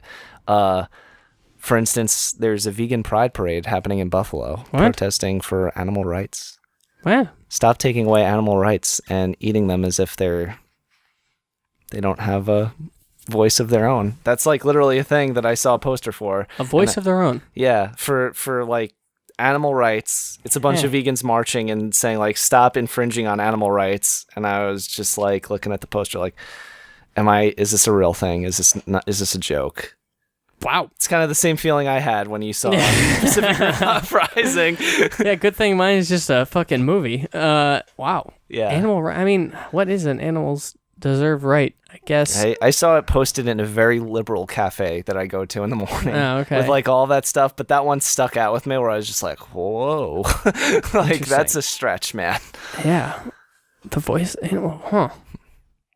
I don't know. Because I don't like the people I know who are vegan do it for like health reasons. I've never met anyone who does it because they think it's like morally right. Right, yeah. Like as a morally superior like position. I honestly, for a lot of those things, like, whatever people get angry about and fight over the internet for, anyone I've met in person that does one of those things, they are never like those people on the internet. I wonder if these people are real because like I never have met anyone like that. You mean you're talking about like the straw man argument concept when they're saying this person does this and these people think that, and it's like I've never met. You're making up a fictional. Yes, exactly. Thing, like I've never met someone that's like this. Yeah. But like if someone's out there shouting about this person, and it's like I don't know. Like they want to take our guns away, like that type of person. Yeah. Like they want to take all our guns away. It's like that's not the argument. Yeah. I've literally never met someone who has been like a guns, who's wanted gun safety be like that. But I keep seeing it on the internet all the time. Like, I'm just like, where's this coming from? Like it's more like their paranoia. Yeah, like I don't know if like I do this a lot with myself because I'm a fucking crazy person. But I'll get like mad about someone because they started an argument in my head. Really? So like I'll be like thinking about something and I'll be like, I bet this person would say this, and then I start to get mad and have like a retaliation argument in my head, and like it's just like this crazy back and forth. But I think like people just do that, but on the internet now, so they're just they just write it out as opposed to me just having some stupid cycle go through my head and go, and then sometimes like I catch myself and be like, who am I arguing with? Like why am I getting mad at a fictional person that's not there and just made up like this fictional thing that like I almost like make myself mad just by coming up with a stupid concept. So I wonder if like it's just that, but Maybe people have just such a connection to their like the internet. They just feel like the need to speak out and just be like, I'm gonna say this thing to be angry. Rawr. it's I think the most interesting one I see, and I hope no one gets angry who's listening to this, but I see it all the time on Facebook, and it's kind of like I don't see how the person doesn't have an awareness. They'll post a picture of like a white person who got out of jail scot-free for doing something terrible. And then they'll post a picture of like a black person who's in jail for like 5 years because they smoked weed. Have you seen that on Facebook? No, I've never and seen been that. like, this is so unfair. Like the white person always walks free and the black person's like in prison forever.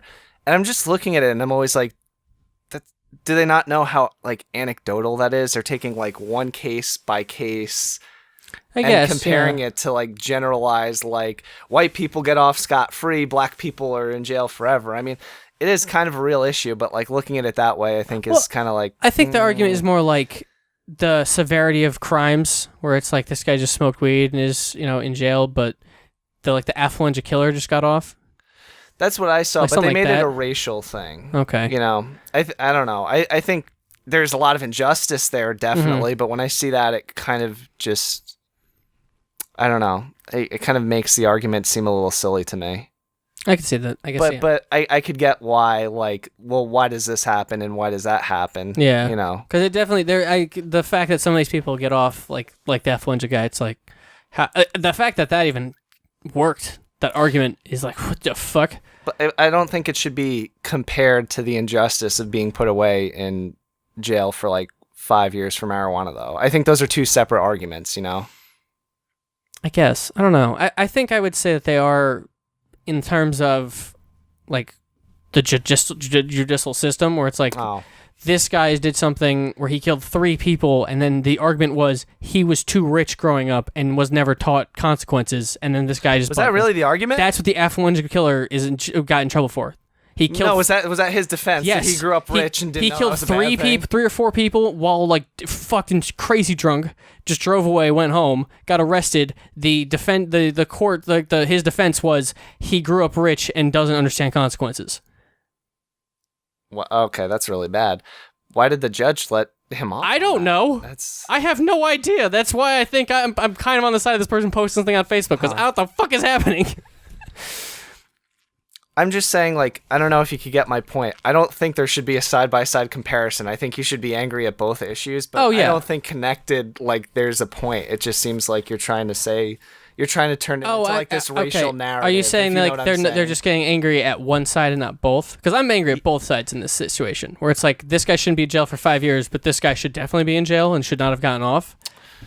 But what I'm saying is they're trying to like bend it to like a racial narrative. Because like the 2 examples I saw were like, it's this black person who's in trouble for drugs. And like this is what the police tries to do to black people. And like this white person, because he was white, got off. Okay. That's kind of what they were spinning, and I feel like, I don't know, stuff gets lost in translation there. I could be completely wrong. I mean, there's often like a lot of... You take like a simple...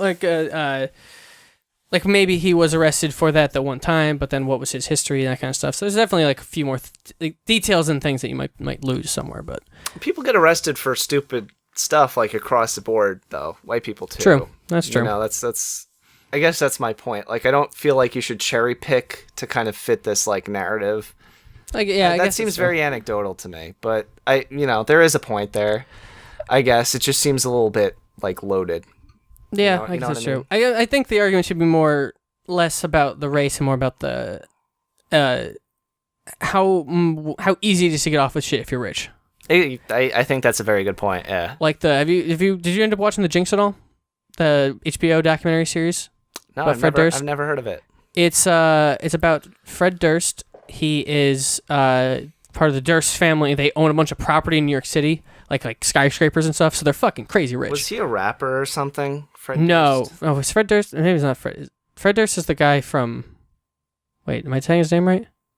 I know. Durst is the guy from like. I know his name from a rap. Actually, from Eminem, an Eminem song. Hey, maybe it's not Fred Durst. There's a Durst that is a rapper though. The white rapper there. Whatever. But he's crazy rich, and he straight up the documentary opens because he disappears for a few years after various various weird stories going on with this guy, and then he disappears, and then they find him because he was in like Texas. Robert Durst. Fred Durst is the musician. He is from like Limp Bizkit or whatever. I'm talking about Robert Durst. Oh, Robert Durst. Okay, Robert that's Durst, why I was getting real confused. I'm like, Fred Durst, the rapper? No, I actually the reason I just saw something on Twitter before you got here about Fred Durst. That's why I was confused. Gotcha. Robert Durst gets arrested, but he murders his neighbor, and that's how they find him. But he gets away with it because of varying incredible lawyers. So he like doesn't like they admit to him murdering his. They admit to the murder, but use the defense of like, oh, but he dismembered the body because of this, and like they changed the narrative, being like, yeah, he totally murdered the guy, but let's talk about this other thing and why he did this other thing, and like kind of redirected it because his lawyers were good and he got away with it. So that like he kind of goes, but so this guy does a documentary and being like, what the? How did he get away with this? And like, what's this guy's history? Because he got all these weird stories that made him disappear like initially, and so it's crazy. It's like maybe 10 episodes long or something, but it's really really good, but. He gets away with a ton of shit because he's super fucking rich. And then I immediately watched that parallel with Making a Murderer. Like literally the next day I started that show. And that guy just gets fucked every fucking which way because he doesn't have any money. That shows bias, though. There's some evidence it's pretty incriminating against is the it? guy. Yeah, he was like stalking that lady for like a good few weeks really? before he came over her house. And I think there was other physical evidence of her remains there that were just... excluded from the show, really? Like purposefully. Yeah, like if you look it up, it's kind of like this guy's definitely getting screwed over, but I kind of suspect he did something. Interesting. I at least think someone in his family did something because you know how it's a family-owned property. Yeah, and the whole family is under like the lens of that whole thing. Yeah, but there's a lot of sketchy stuff going with the police there. Like the interview with the nephew or son or whatever. That was completely horrible. That was horrible. That was horrifying. But yeah, once I started looking it up online, I was like, is this real? And then I found out it was biased, and I was like, oh, there's a lot of incriminating evidence against Steve Avery, though, like actual that the documentary excluded. Really? Yeah. That's interesting. I'd like to see a secondary documentary with that information. Yeah. That'd be interesting. Yeah, it's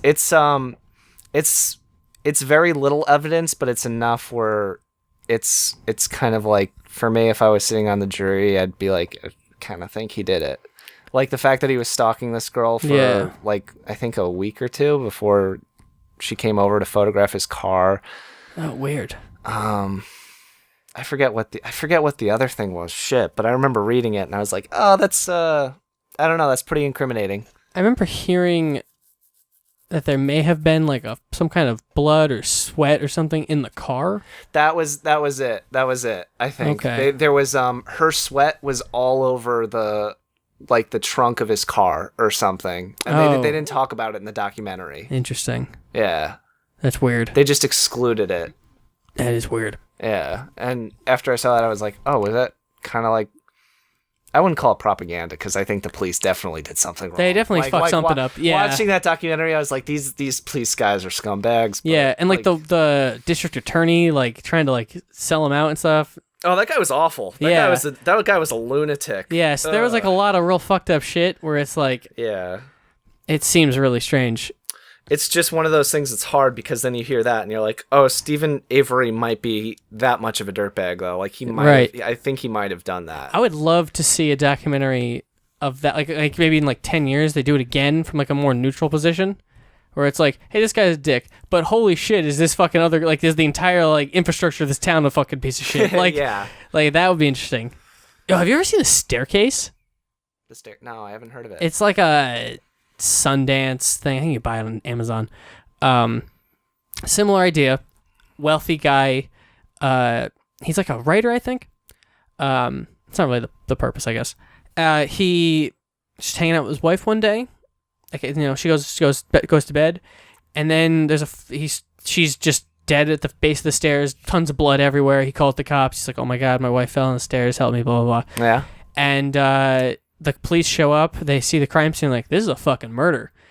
And then it just goes from there, and it is fucking riveting. Really? Yeah. That sounds awesome. It's really cool. It's like, yeah, so it's like something so small. It's just like, oh, his wife fell on the stairs. She's bleeding a lot. He calls the ambulance. He's kind of hysterical.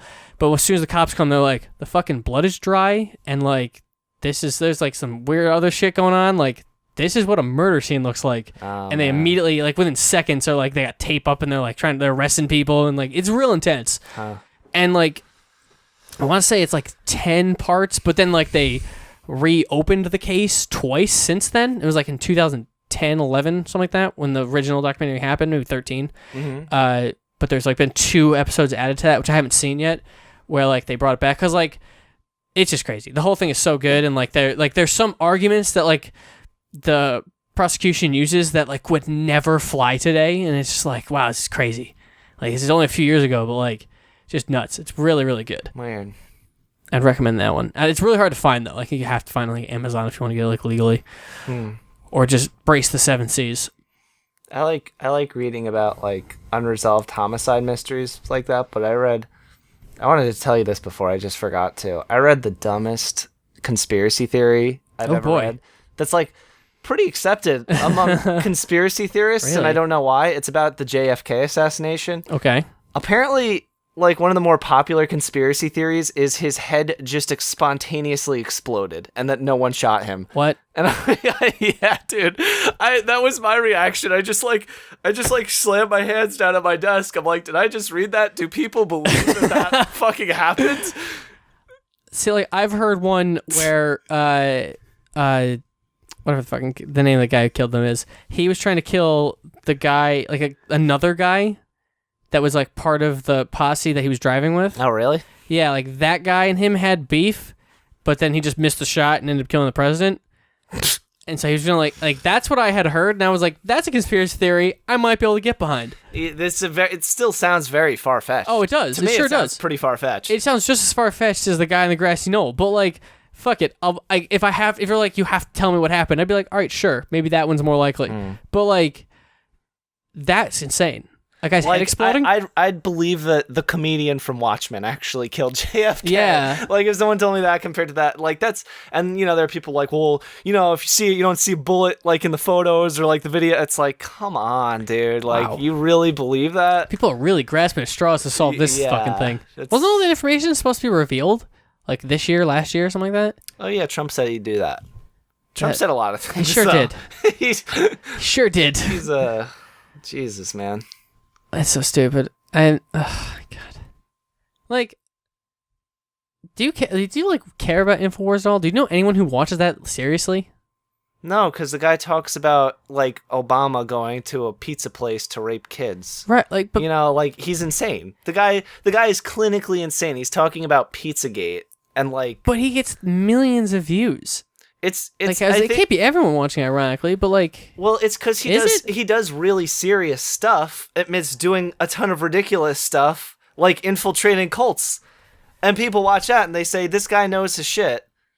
because yeah, he's But then insane. they ignore the stuff where he's saying, yeah, Hillary Clinton goes to Carl's Pizza Place to order, like, boys from Syria. It's like, no, she doesn't. That's insane, man. Listen to yourself. Yeah, like some of this, like he just got in trouble recently for some conspiracy thing or whatever. I don't know. It doesn't. He's a complete. And I'm nut. like, all right, we gotta take this guy down. Like, he's gotta stop. Like, I think Trump wanted to make him like an official White House like journalist too, or like yeah. really? Trump loves Alex Jones That's so weird. because Alex Jones loves Trump, Yeah, I guess. but that guy's a complete nut. Like for a while, I was like, all right, yeah, you have your fun. Go ahead. Yeah. Talk your nonsense, whatever. But like, it's just getting crazy at this point. How's this guy still talking? People believe him. You know, people went into the Pizzagate thing. Right? Yeah, someone brought an actual firearm into that place, Yeah. right? Yeah. Yeah, asking like, where are the kids? Where do Yeah. you keep the kids? And you know, there's some probably like fucking like high school like student Right, working yeah. at like, I don't know what you're talking about, man. Just put the fucking gun away, please. Yeah, like that's crazy. It's Like at that point, like it almost seems like dude. That's, you're inciting, you're basically making a cult or whatever. You know, you're fucking. Yeah. It's He infiltrated like some really weird cult. where they were like having sex with kids, and it had like a lot of like prestigious like people involved, and he had like a video feed of it. And I think that's why people take him seriously. Oh. But I guess they tend to ignore like 99% of his content. You got almost. Because the rest is just complete. You just watch that guy, you're like, this, you know, he's like in his bathroom without a shirt on, yelling about stuff. It's like, Like, I would assume that most people would be like, oh, he's kidding, that's fine. But people clearly don't, because they're actually, you know. He's dead serious about Pizzagate, man. It's fucking, and like he's super. I mean, I think he's backtracked on it since, but he was super serious about the Sandy Hook thing, where he's like, "Oh, that's all fake." He thinks that's fake. I never did. heard of that. He did. I don't know if he still does, but he thinks that Sandy Hook was fake and a bunch of like hired actors and like no kids actually died. I think he thought the same thing about Parkland too, but I'm not entirely sure. I think that's like that shit's fucked right up. That's a gross. That's something that made me hide people on my Facebook to people. Apparently, an argument for gun rights. An argument for gun rights is that the number of actual mass shootings don't match up with what CNN reported. What? Yeah, they're like trying to take credibility away from it by saying like there weren't 18 like school shootings this year. Like some of those were just between like 2 people. That's not like a real school shooting. It's like, okay, whatever. 10 school shootings happened. Still 10 school shootings happened. It's still a gun brought into a school. I feel like that's the takeaway here. Yeah, but they're going like, "Oh, come on, you liberals are just, you know, making stuff." You know, they're trying to find a technicality in a school shooting. I was just like, hide this person. Yeah, I don't need to see. That's a good decision. Garbage. That's anymore. really creepy. Yeah, I was like, that's disgusting. Like, I hate that stuff. That's so weird. Yeah. Why would you do that? That's ugh. Yeah, and ironically, the same person who posted, I actually shouldn't be saying this because he is technically family, but the same person who was posting this garbage posted a video that he thought was funny of a guy accidentally shooting himself in the head. Oh, Jesus. And it was like a really graphic video, and the guy was like in the ICU after. I just watched it on my news feed and was like traumatized. How does Facebook allow something like that? It was, I guess the guy was making a Snapchat story of like his girlfriend playing with the gun and she didn't know it was loaded and just blew his brains out in the car. And I'm like, this is the same guy who's talking about like, oh, people are uptight about gun safety. And then he's like posting this video like, haha, this guy shot his head off. I'm like, these people are just messed up, you know. Like, how does that not get taken off of Facebook? I don't know, but I was so like, horrifying. It was one of the worst things I've ever seen. Oh my God. Like if you've ever seen a video of somebody actually dying, you do not feel all right for a couple I've never of have. hours. I know there's like there's some subreddit where that happens a lot, and I've never gone. Know. Yeah, like I did not feel all right for a couple of hours after. I would watching imagine that. that's like it's not like a movie. It's not like a video game. It's like, oh my God, like that was real shit right there that I just watched. That's fucking intense. Yeah, it was really gross. And he's just like, haha, what a stupid idiot. I'm like, there's something wrong with this kid. That's scary. Yeah. Wow.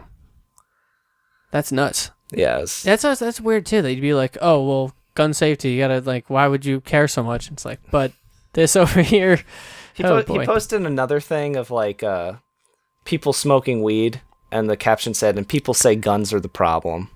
I was just like, what? Yeah. People are just nuts. I just need to stop going on Facebook and looking at these ludicrous people. But yeah, it definitely helps to keep just all your stuff curated to just nonsense. That's what I've been doing, and oh boy, is it a good decision. Yeah. Well, yeah, most of my feed is just like movie and video game stuff. That's basically I try to keep mine too. Yeah, it's like it's just video games and movies. That's all I care about. That's all I need it to be. Like all I need to know. I don't need to see videos of that. I don't need to go on Facebook and be traumatized. Yeah, there's. I haven't like. I honestly I would never use Facebook if it wasn't for Messenger. I probably wouldn't use it if it wasn't for like movie groups and stuff like that. That's all good, I use it for, just for like movie and that's like cool. video game news. Yeah, like I like never like just go to browse. But like the only time I end up doing that is because I get like a notification from one of the groups I'm in, or I get a message and I just check that, and then I'm like, while I'm waiting for like a response to something, I'll scroll through. Like I don't really ever just like browse it casually.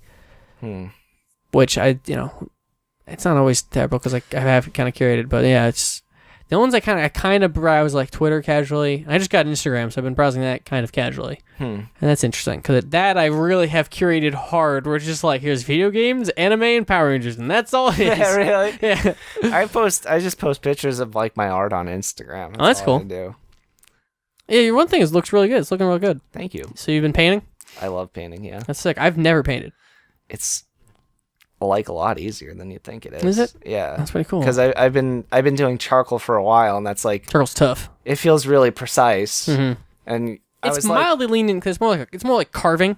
it's less so than graphite. Graphite's Yeah. like the most precise, but then my teacher was like, I think you should go on to painting now, and I was like, oh shit, that's gonna be really hard and really technical. It's not at all. You can mess up like a million times, and it's like, what? You could just go over that again. I'm like, Oh wow, oh really? Cool. that's kind of cool. Cool. What kind of paint are you using?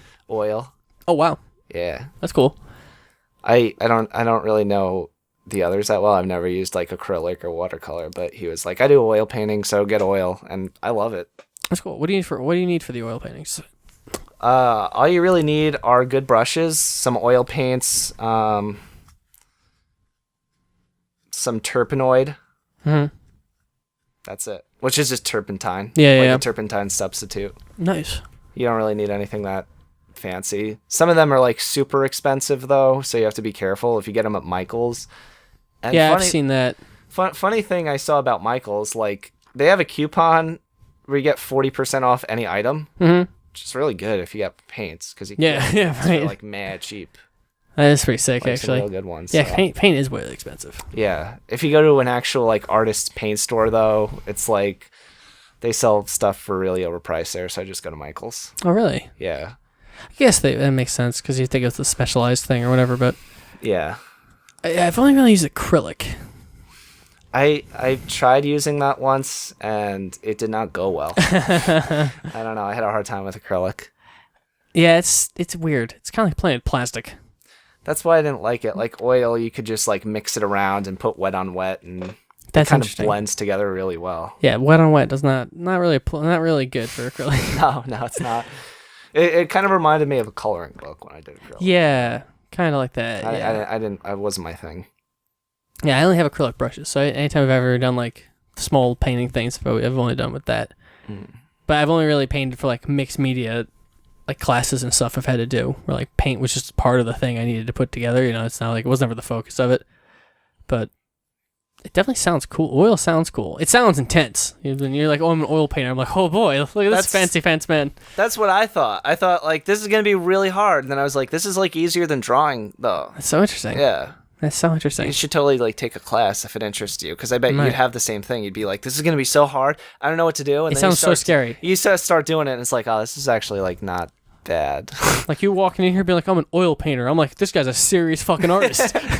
and my teacher said to me like, by your next painting, you'll probably be like a pretty good painter. Wow. I'm like, that's so weird. That Because is like, so don't weird. people go to school forever to do that? Yeah, that's so weird. But Art's weird that way though. Like some people just pick it up so quickly. Yeah. People just figure it out.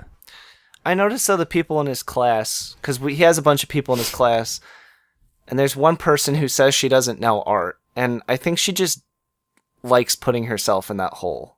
I think that might part of be what it is. Mm-hmm. Kind of give herself an out.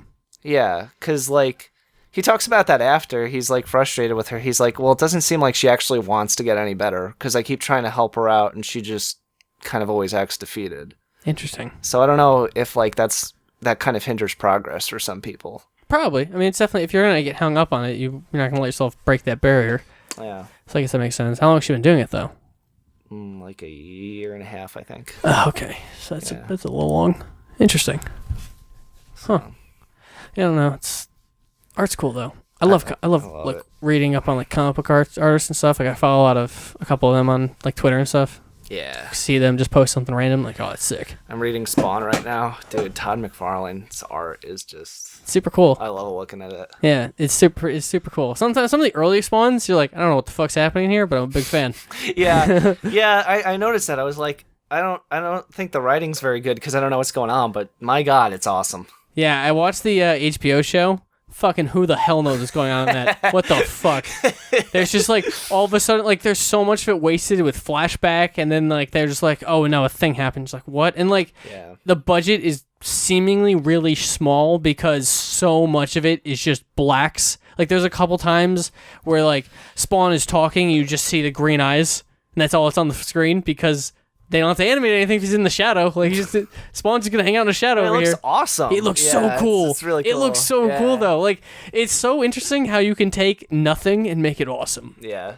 Well, have you read any of the '90s Marvel stuff, which is what Todd McFarlane was coming from? Yeah, because I know he basically reinvented Spider-Man. It's awful. Is it really? It's so awful, dude. Everyone makes fun of like '90s comics for being like edgy, and everyone's fucking muscly and shit. And yeah, I really want a copy of his Spider-Man #1, The Amazing Spider-Man or whatever. I haven't seen the art for that. It's one where he's crouching and there's webbing all over the place. Yeah, that very first one. I've seen that one. Yeah, I want that. I want that framed. Yeah, that's a sick fucking piece of art.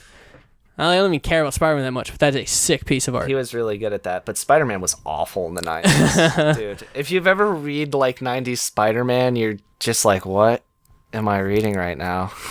That's crazy. And that's crazy too, because he that run of Spider-Man saved Spider-Man. His run of Spider-Man, the Todd McFarlane. Yeah, one? Spider-Man was like a tertiary character, and fucking I don't care, do whatever you want with this garbage. Maybe he came. See, I'm thinking of the Clone Saga and Maximum Carnage, which I'm not sure if it was late 90s or early 90s, but there was a portion in the 90s where Spider-Man was awful. I find it hard to believe. I don't know 100%. He wasn't involved in either of those. He definitely FYI. brought Carnage in, though. Isn't he the reason he created Carnage, right? He definitely created Venom. I didn't think he created Carnage. Did he not? I find it hard to believe he didn't. I'm going to look it up. But it seems like a fucking Todd McFarlane-ass character. Venom came in the 80s. I know he's Venom. I know for sure. And Venom was an allegory for steroids. Oh, really? Yeah. I did not know that. It's interesting. At first. But let's see here. Did he actually create Carnage? I didn't know he was an allegory for. That's really interesting, actually. I know he wasn't. Oh, yeah. Eric Larson created the artwork for it. So another Image guy. Okay, but not Todd McFarlane. That's interesting. I always associated. The Carnage storyline's terrible. Is it really? It's really bad, dude. He's a cool character, but it's he's what good. Is he a mercenary or something, or assassin or something that gets hit with a symbiote? He's a serial killer. Serial killer, okay. Yeah, which is a cool idea, but it's just convoluted garbage. Is it really? Yeah.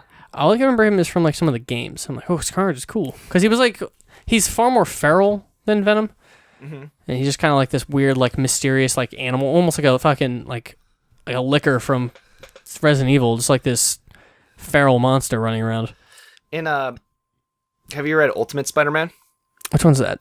It's the one that what's his name? Bendis did in the Ultimate Universe. But yeah, it's so good. I have his fucking writing comic books book behind me. Dude, if you want to read good Spider-Man, read Ultimate Spider-Man. Okay. I'd recommend that.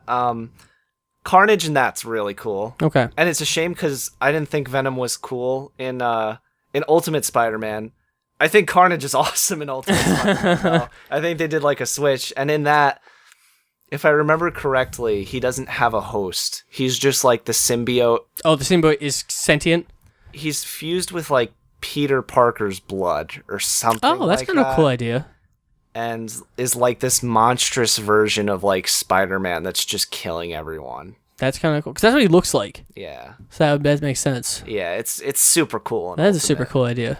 But for some reason in Ultimate Spider-Man, they just made Eddie Brock some college stoner. What? Yeah, it makes no sense. It feels like they just wanted to do something different with this character. Well, let's not make him this musclehead. Let's make him this creepy guy. Because he's just a creepy college guy, and that's so weird. Yeah. Huh.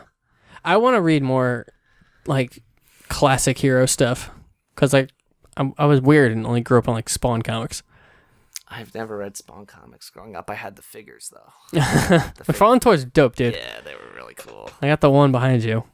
Oh, do you? I didn't see that. Right there. Is that Dark Souls? No, that's Berserk. Berserk. Okay. Dark Souls is heavily inspired by Dark Souls is inspired by Berserk. Oh wait, I didn't see that Spawn figure. Yeah, you the had. Spawn on point net. I, Yeah. thought, I thought you were talking about the other one in front of it. No, I'm talking. Yeah, I have Oh, the that's a Spawn. sick one. Yeah, that's I think the cover of issue 4 or 5 or something like that. It's him like crouching down with his cape all over him. I don't remember which issue. It's one of the first 5. Because I've been also like rereading it right now, and I just I went over that cover. Yeah, I'm like 2 issues in, and the story, like, he has amnesia, Yeah, but for some reason he's like killing all the gangsters. yeah, I don't get it. he just like he kills people that like it is weird because he has no reason to be a hero, but he constantly is like saving people Yeah, because he doesn't. It is kind of weird. Yeah, I don't get it yet, but it's fun to read because of the art. yeah, the I art's think it's sick. awesome looking. Is the Violator fight in issue 3 or is that issue 2? The Violator is in issue 2. Okay, He comes in at the very end of issue 1. Yeah, Maybe it's in issue 3 or 4. He fights him, yeah. and the fight is super weird because like it's not it doesn't show any of it. Really? Yeah, it's really weird. It's a lot of like talking off camera and then things like, being splattered in like, where the camera is looking and stuff, or like their arms are flying and stuff. It's really weird. It's a really weird workaround for not, because like, have you ever heard McFarlane talk about early Spawn? No. He's like, I didn't know how to draw. So Really? yeah, he's like, I don't know what to do. So that's why a lot of Spawn is covered in the cape. Because he's like, I don't know how to do the anatomy right here. So He the just cape did folds instead. he could. So he would like hide a lot of the things he couldn't figure out with the cape or with like shadows and stuff. So he would just like, he's just like, I just had to figure a workaround. So like, yeah, that's why early Spawn, especially, is like weirdly like, there's just like this huge cape in front of him, or like he's just in a shadow, or the whole fight scene is just a white screen with arms flying across it. It's like, it's weird. It's cool though. It's a good time. I enjoy Spawn too. I'm enjoying it so far. Like, even though like part of me is like, I don't get it, like I love Yeah, it. yeah, it's fun. It's a good time. I'm really looking forward to the movie that he's writing and directing. Oh, really? Is he doing? He's doing both writing and directing. Yeah. for it? That's awesome. So I'm looking for. I'm curious to see what he ends up doing with it. I assume. I think I heard him say it's going to be the child molester character thing. What, the clown or something? Or was No, that not there's the clown? another guy. I think he's in the comic too. I can't remember if he's in the. I think he's in the comic, but he's heavily in the first season of the show, where he's like this child molester guy who like captures kids, and it's like a Oh. That's dark. yeah. Shit.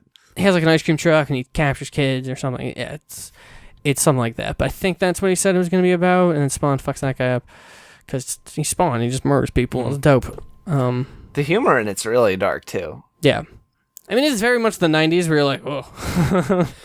Yeah, that's true. It was a different time. Yeah. There's some jokes in there. You're like, I don't know if you can do this. Yeah, it's not even like that. I just read it. I'm like, I'm not comfortable with this. Man. Yeah. Was this just like normal back then? Shit. Yeah, exactly. It's like, huh, okay. Yikes. And the amount of times, like, Todd McFarlane, I love the man. Yeah. Inspiration to me. But the amount of times he often talks about how Spawn is the first black superhero, this first big black superhero. That's not true at all. Like, but like, Spawn says he's a black man like 4 times in like the first 4 issues. He's like constantly like hammering it down, like, but I'm a black man. It's like, all right. I don't think this matters to Spawn at all anymore. Like, He's I didn't notice that so much. yeah, he's very proud that Spawn's a black superhero. He's very Okay. proud of that fact. I didn't know that. I didn't notice it because I was looking more at the art, but And there's a couple of times early where he brings it up constantly. And he's like, that's right, I'm a black man, when he like remembers. And then like he has a part where he tries to like change what he looks like. Tries to bring himself back to his human form because he's all burnt and nasty. And he becomes a white guy and he goes, no, but I'm a black man. Like there's a lot of times where he's like really emphasizing like, just so you know. that's what a lot of comics do now, though, and I hate it because it's such lazy writing. It's weird. Did I tell you about the new Green Lantern? No. I hate it. I don't think I've ever liked Green Lantern. I didn't either, but I hated this one because of how lazy it was. One of the Green Lanterns. Okay, so the Green Lanterns, one of them is a Muslim, a devout Muslim, and the other one is a girl with mental illness. And literally how you know she has mental illness is there's one of those stupid little thought bubbles, and Yeah. she says, I have mental illness. It's really scary. And I'm like, that's Oh, the amount really? of writing they put into like this forced diversity. Are you kidding me? That's so lazy. That's like, not even- like they didn't even fucking try. Like My it just problem pisses me isn't off. even like that being like a forced diversity thing. That is a like one. They have two Guardians from They have Earth? two lanterns, yeah. Isn't that abnormal? To have two from Earth? Yeah. They kind of just wanted to do it as a new thing. It's called Green Lanterns. Interesting. now. That is kind of weird that they have two. Yeah. But you could do so much with the mental health thing. That's all they do with And it. that's She's all you're just gonna like, do. That I have sucks. crippling anxiety. Like that's like the extent of it. There's so much you can do with that. And have like, cause like, isn't the Green Lanterns, the whole thing is like, the ring is like not their desire, but that's yellow, right? Oh yeah, that's Or no, yellow's fear. fear. Yeah. I don't remember, but like what like they need to mentally picture certain things to create them and all that shit. So like that would be cool to play with, like the actual power in a mental capacity. They kind of do, but like I just remember the way they wrote it just felt like it felt so flat to me. Like it just felt like they were just trying to say like this is how we can make this character different. Just saying a thought bubble, she has anxiety. Well, you could still make the character different and do that, but really explore that. If that's the extent of your that was the extent of it. That and that's what like pissed me off that about sucks. it Because that's just wasting a great concept. And there's also like I don't know. There's a lot of that in Marvel too. Like, I don't know if someone's gonna listen to this and be pissed off, but there's like a Lady Thor run where the antagonist is like, I think it's Odin's grandfather or something, and he's talking about like casual racism and like internet misogyny, and it's like, Oh, weird. in what context? Like, Explicitly? like explicitly voicing this. I thought you were as, saying like he he's was like he's perpetuating this purposefully, and it's like in what context would a Norse god have any who wants to concept? Yeah. rain death upon like the entire world be talking about this? Okay, that is weird. I thought you were saying like he was like they were alluding to that, but to explicitly no, talk like, about he explicitly says those terms. He explicitly says the terms like casual racism. That's weird. And it's like, yo. Well, the like, internet misogyny thing seems so weird. Because how would he? What? Not even how would he have a concept of that? Why would he even care to know what that concept is? It was Lady Thor. Well, I understand the concept of like. I think it was just like trying to appeal to that audience, but in a way that was like so lazy that it's like just like, wow, this is like offensive to me to read, because it's like they didn't even care. They Like I know like, oh, this is a controversial issue. That is weird. I really like although I don't like the new suit for X-23, but several of the runs for X-23. Ooh, those are awesome. Sick. Where she's fighting her clones? Yeah, and like the I new love Wolverine it. shit, all sick. I saw that they're putting out a new one soon. I just don't like the suit's like too super techy, which I'm not a huge fan of. I haven't read up to any of the new stuff in that. No, it's like I just saw on Twitter. I follow the writer. He was like, "Oh, we're putting on this new thing." I was like, "Oh, well, I just don't like that suit." Hopefully, she's in it less, but she's dope. Yeah. So I would like to see more stuff with that, like going in that direction, where it's like someone taking the mantle in that direction. And and that not super- making it like a I don't know, feel soapboxy. Like it's Yeah. like an actual like person. Great. Yeah, I love Laura. She's sick. Yeah. X-23 is so fucking cool. And like when I heard that she was gonna take over for Wolverine, I was like, "Fuck yeah, I'm in!" Like that's awesome. Yeah. That's a great decision. Like I want to read. Like I wasn't reading anything with X-Men, but now I want to get into it a little more. Although I have tried to read X-Men from the beginning. Oh boy, is early X-Men tough. Yeah. It is so boring and so slow and so much talking. It was a good allegory for civil rights though. Oh, That's what it was meant to be. Definitely for at the time, super great. Yeah. As someone from the modern era, someone who grew up on Spawn is trying to get into like fucking 60s, 70s X-Men. It's like, oh god, this is slow. There's a lot of fucking. Well, do you know how they wrote comics back in the day? It was I know that it's called the Marvel method. They drew first. Does it draw first? Draw first, yeah. Okay. So they draw, and then after that, be like, okay, how do we write a story around these drawings? So that's why it's interesting. like you read it, and it's like, whoa, what? That makes sense. But like thinking about it, it's like, damn, how did they do that? That's tough. It seems really hard. Yeah, because then it was also try like to over do. the phone too. The stories were transmitted. I think. Really? I think. didn't hear that much about it. I think the Marvel method is like, there's the drawings, then Stan Lee calls and is like, hey, this is what it's going to be, and then they move from there. It was like really weirdly informal. But I have heard that like that's like the Marvel method. It's like this weird. That's like what the early Marvel like comics were done by, in this weird. It was like abnormal the way they pulled it off. That's so weird though. Drawing first is weird. Yeah. I don't know why they did that. Yeah, you think like I guess story wasn't as big a deal. Do you know why the Comics Authority exists? Like the rating system? Yeah, it was people who said they like encourage Satanism or something crazy like no, that. it was right? it was to minimize the sales of horror comics, which were blowing superhero comics out of the water. Oh, really? I didn't know Yeah. that. Huh. Yeah. I thought it was related to like I read that there was some propaganda that like Yeah, it's that to get rid of horror comics. that was all that. It was Damn.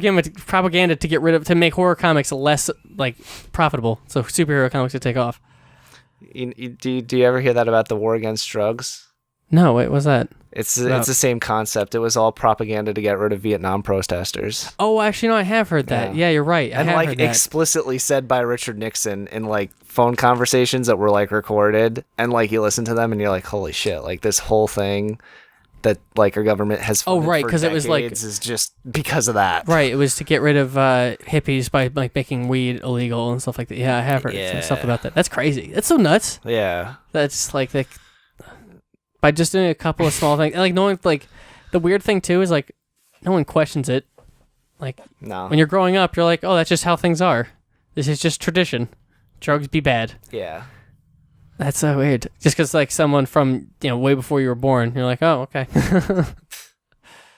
You also listen to like some of the speeches back then, and it's like things are super, super different right now.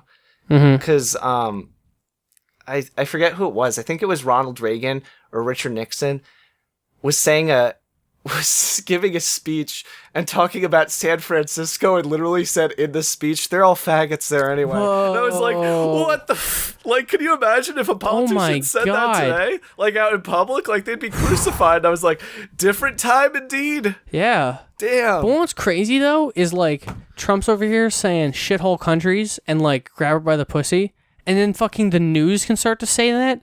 Like, Wait, the news is saying that? yeah, Oh, like People- if you turn on the news, it says shithole on Yeah. the news? That's weird. that's so weird. Like he's weirdly making certain words okay. That's weird. I think, yeah, it's made that okay too. Like I remember on the Late Show when he first got elected president, or maybe a little bit before that, Stephen Colbert made a joke on CBS on the Late Show that his mouth was a cock holster for Putin, and I was Oh like, yeah, yo, that was said on the Tonight Show. Like where, like, yeah, it's nuts, dude. Like you, like, I mean, I've always kind of been a believer that like, by the time we have kids, you could say any word on TV. Like fuck will be said on TV. yeah, probably. Cause like, just look at like the people like we know. Like fuck is just said casually. No one even like it's not a thing anymore. Yeah.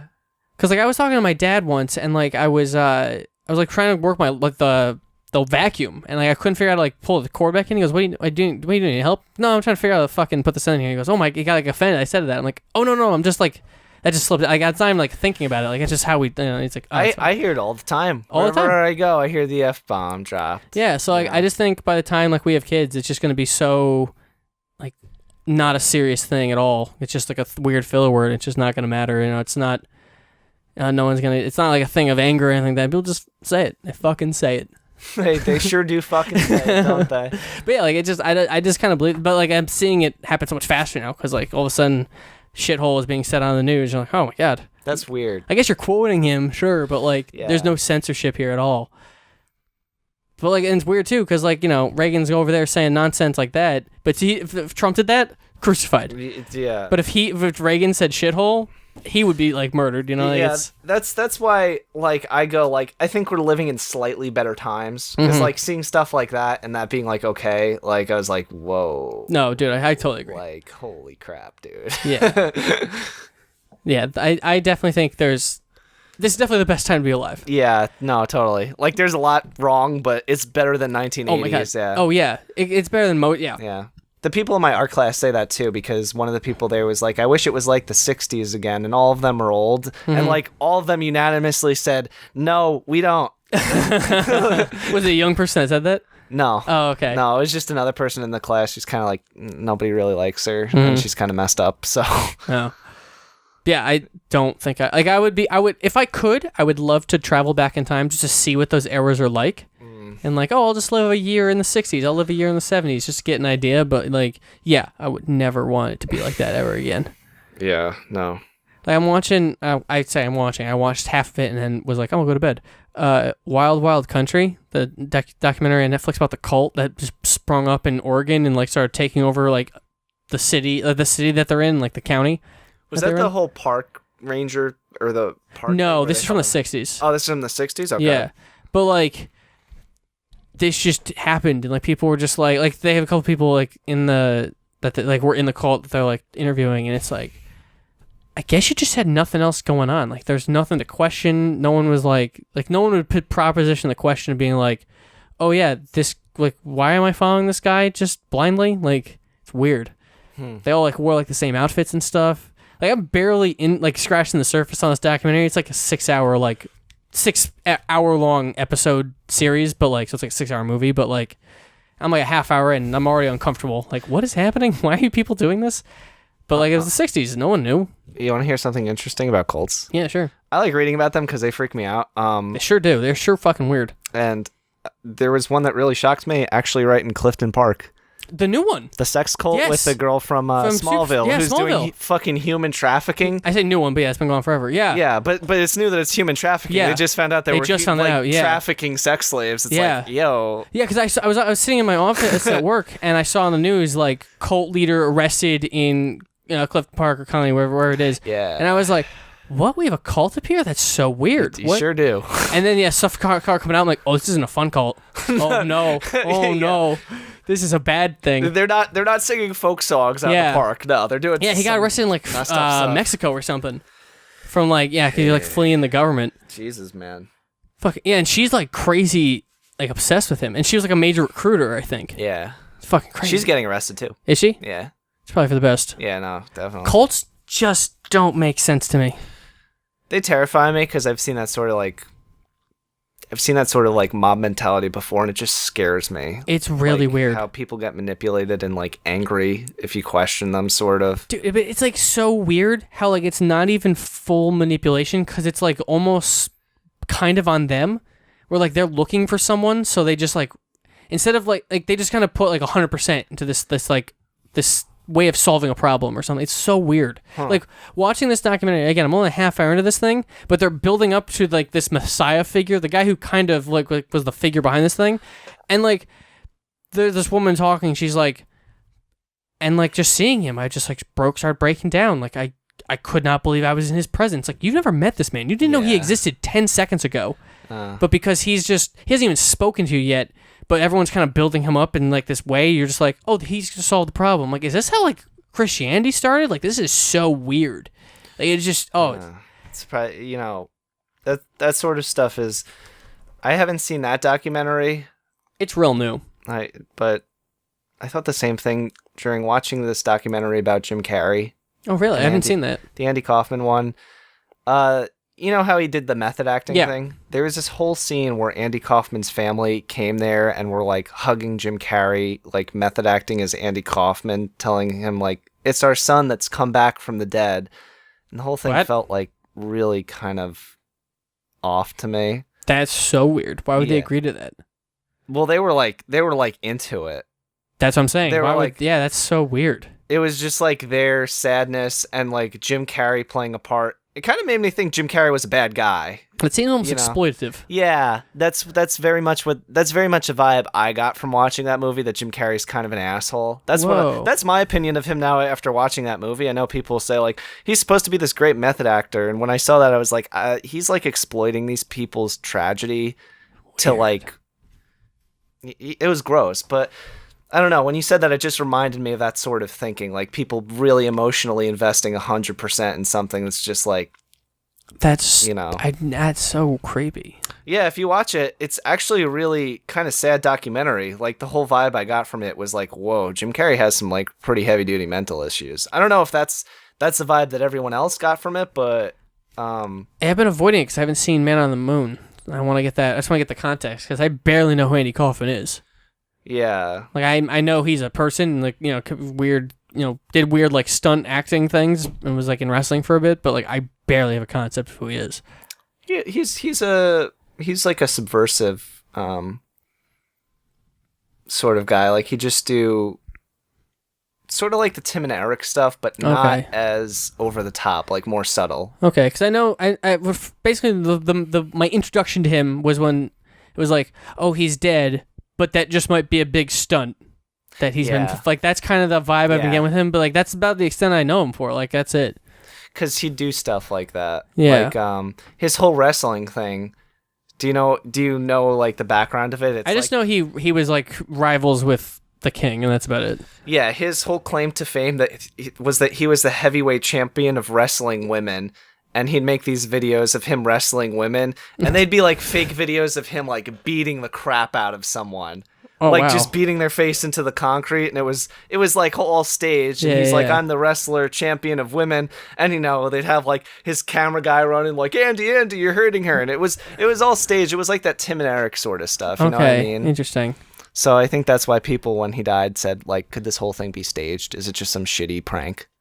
Can you know? imagine like, this crazy long con prank, and like he's just like, oh hey, I'm okay. He comes back, Jim Carrey sucked. Yeah, that's it. Then we never hear from him again. Yeah. Oh my god, that'd be so weird. Oh god. Yeah, but when I watched that documentary, I was like expecting to see like, ooh, how does Jim Carrey do his thing? I was like, whoa, I feel like Jim Carrey's a little sick. I mean, the stuff he's been public about lately is a little odd. I've only touched on some of it. I saw at a red carpet, like someone asked, like, why do you have that suit on? Because he was wearing like some kind of weird article of clothing, and he's like, I'm not really here. We're Yeah, not really that- here. yeah. None of us exist. It was like, okay, I saw that too. It was weird. it was a little strange. And I saw the thing. One thing I did see of him, what was charming, was him talking about becoming a painter. And he was like, "Oh, His you paintings know, are actually awesome. yeah, they're too. really They're cool, really good. And he was like, "Yeah, just painting just kind of like took over me. Like that's all I kind of want to do and all I think about now." And like they go through his house, he got paintings everywhere. I'm like, "Oh, this is really cool. Like this is where Jim Carrey's been." Because it was like, Yeah. it was right around the time all this stuff started like popping up. Because like I just not heard from him forever. And then it was like a Vice like short. And they're like, "Here's what Jim Carrey's up to. He's a big time painter." And I was like, "Oh, this is really cool and kind of charming. And I like this." But I've been hearing more and more stuff come up about him. And like, oh, he's a little weirder than I think. That's the only thing I saw the interview, but it wasn't like offensive or anything. It was It's just weird. kind of odd. Yeah, it's just weird. Like, oh, it's strange. But I got that vibe when I watched like the movie about him. I was like, oh, I don't think he's all right That's in kind real of life. unfortunate. Yeah. I know, like, he had, like, a crazy rise to fame that may have, like, fucked him up a little bit. I know that's kind of... I heard that's partly why he wanted to, like, leave, like, Hollywood. He was like, holy shit. Because he went from, like, just this guy on... In Living Color, I think was the name of the show or whatever. Mm-hmm. And then just the biggest fucking movie star ever. And it's just like, holy shit. He disappeared kind of fast. Yeah, yeah, exactly. Yeah, like, kind of like Dave Chappelle, just, like, straight off the map. It's like, done. Fuck this. I haven't seen any of the new Dave Chappelle specials. I don't know. It's okay. Is it- I don't like it, but I'd say that's more on me because I don't like angry humor as much. Okay. You know, I like more of like the lighthearted Jim Gaffigan stuff as I get older. Like I don't Okay. like people talking about like real problems or just being real angry. If that Mhm. makes sense. No, I get that, yeah. You know, I'd rather just see some guy like do impressions. You're, what's his name? What was the guy? Frank Caliendo? That guy was hilarious. Yeah, Yeah. as he did the Madden impression. Yeah, yeah. It was really funny. That guy's really good. Yeah, Key and Peele too. Like I Oh, love right, them. yeah. But you know, when it's some guy on the stage like Louis C.K. yelling about his relationships, that sort of stuff used to make me laugh. Now it's just like I feel so like sad after watching this. Like this Yeah. is just draining for me. I'm trying to think if I have a preferred version of comedy. I don't know if I do. I think I just like whatever is actually funny. Hmm. Because some people, you know, it just doesn't totally click with me, I guess. I'm trying to think. Yeah, I guess, I don't know. I think I heard once, what's his name? Seinfeld was like, he was talking to a comedian he watched perform an entire thing in French. And the French comedian came up and was like, wow, you were laughing this whole time, but you don't speak French. He goes, well, funny's funny. And like, for some reason, that's like weirdly stuck with me. Where it's just like, well, funny is funny. And I'm like, oh, yeah, I guess that's true. Like, if someone is good at what they're doing, it, you know, it could be in gibberish and you're going to still find some kind of through line of humor to it. So Huh. I've been looking at comedy more in that direction, where it's just like, oh, well. I find physical comedy really funny in sitcoms. Like Kramer's my favorite character in Seinfeld, and it's just because he's like bumping into stuff Oh, yeah, and like yeah. flying through doors and stuff. He's the only reason I watched Seinfeld. I've when I was like a kid. never seen any Seinfeld. I've like put it on and like watched bits of it, but I've never like watched a lot of it. I really should because it seems like it's great. Like the concept of the show is that they're all kind of like terrible people. I can kind of get behind that. Like 'cause that's what Yeah. Sunny is. True, yeah, that's true. Like they're all garbage people. And that Yeah. show is hilarious. That's almost like you're kind of laughing at them, though. You know, Yeah. that's It's a mixture of both. That's it's the, true. It's the absurdity of the situation or what they're doing, and then kind of watching all Their the fucking failure, all the yeah. failure of it. yeah. And, like some of that stuff, like the implication is like Oh, dude. that's such a great word to use for the situation. Like that makes it so much funnier. And then you're also like, oh, you're a total dirtbag, hilarious. So like it compacts and just yeah, there's a lot to something like that. Yeah, and then the one where they all decide to be really vain and into looks. So Matt wants to become a bodybuilder, but just gets really fat because he's harvesting mass. yeah. Or he's building mass, and they're like, "You need to harvest some of that mass, dude." Yeah. They're so good at like using like just a great like who's ever says harvest mass? No one. But like that's a great way to put that. Like I love that. That's amazing. That show is so funny. I need to watch all of it. And then where Max like has the sunglasses on for when he's like a bouncer, and he's like, "I'm giving people ocular pat downs." Behind these. I love that. Or like the fucking when they play the game, Yeah. the board game. Oh yeah, Charlie McDennis. Yes. Yeah. And they're like, we gotta nail the board down because eventually Mac will get mad and try to flip the board. It's true, I'll do it every time. That pacing is fantastic. It's like it's so great.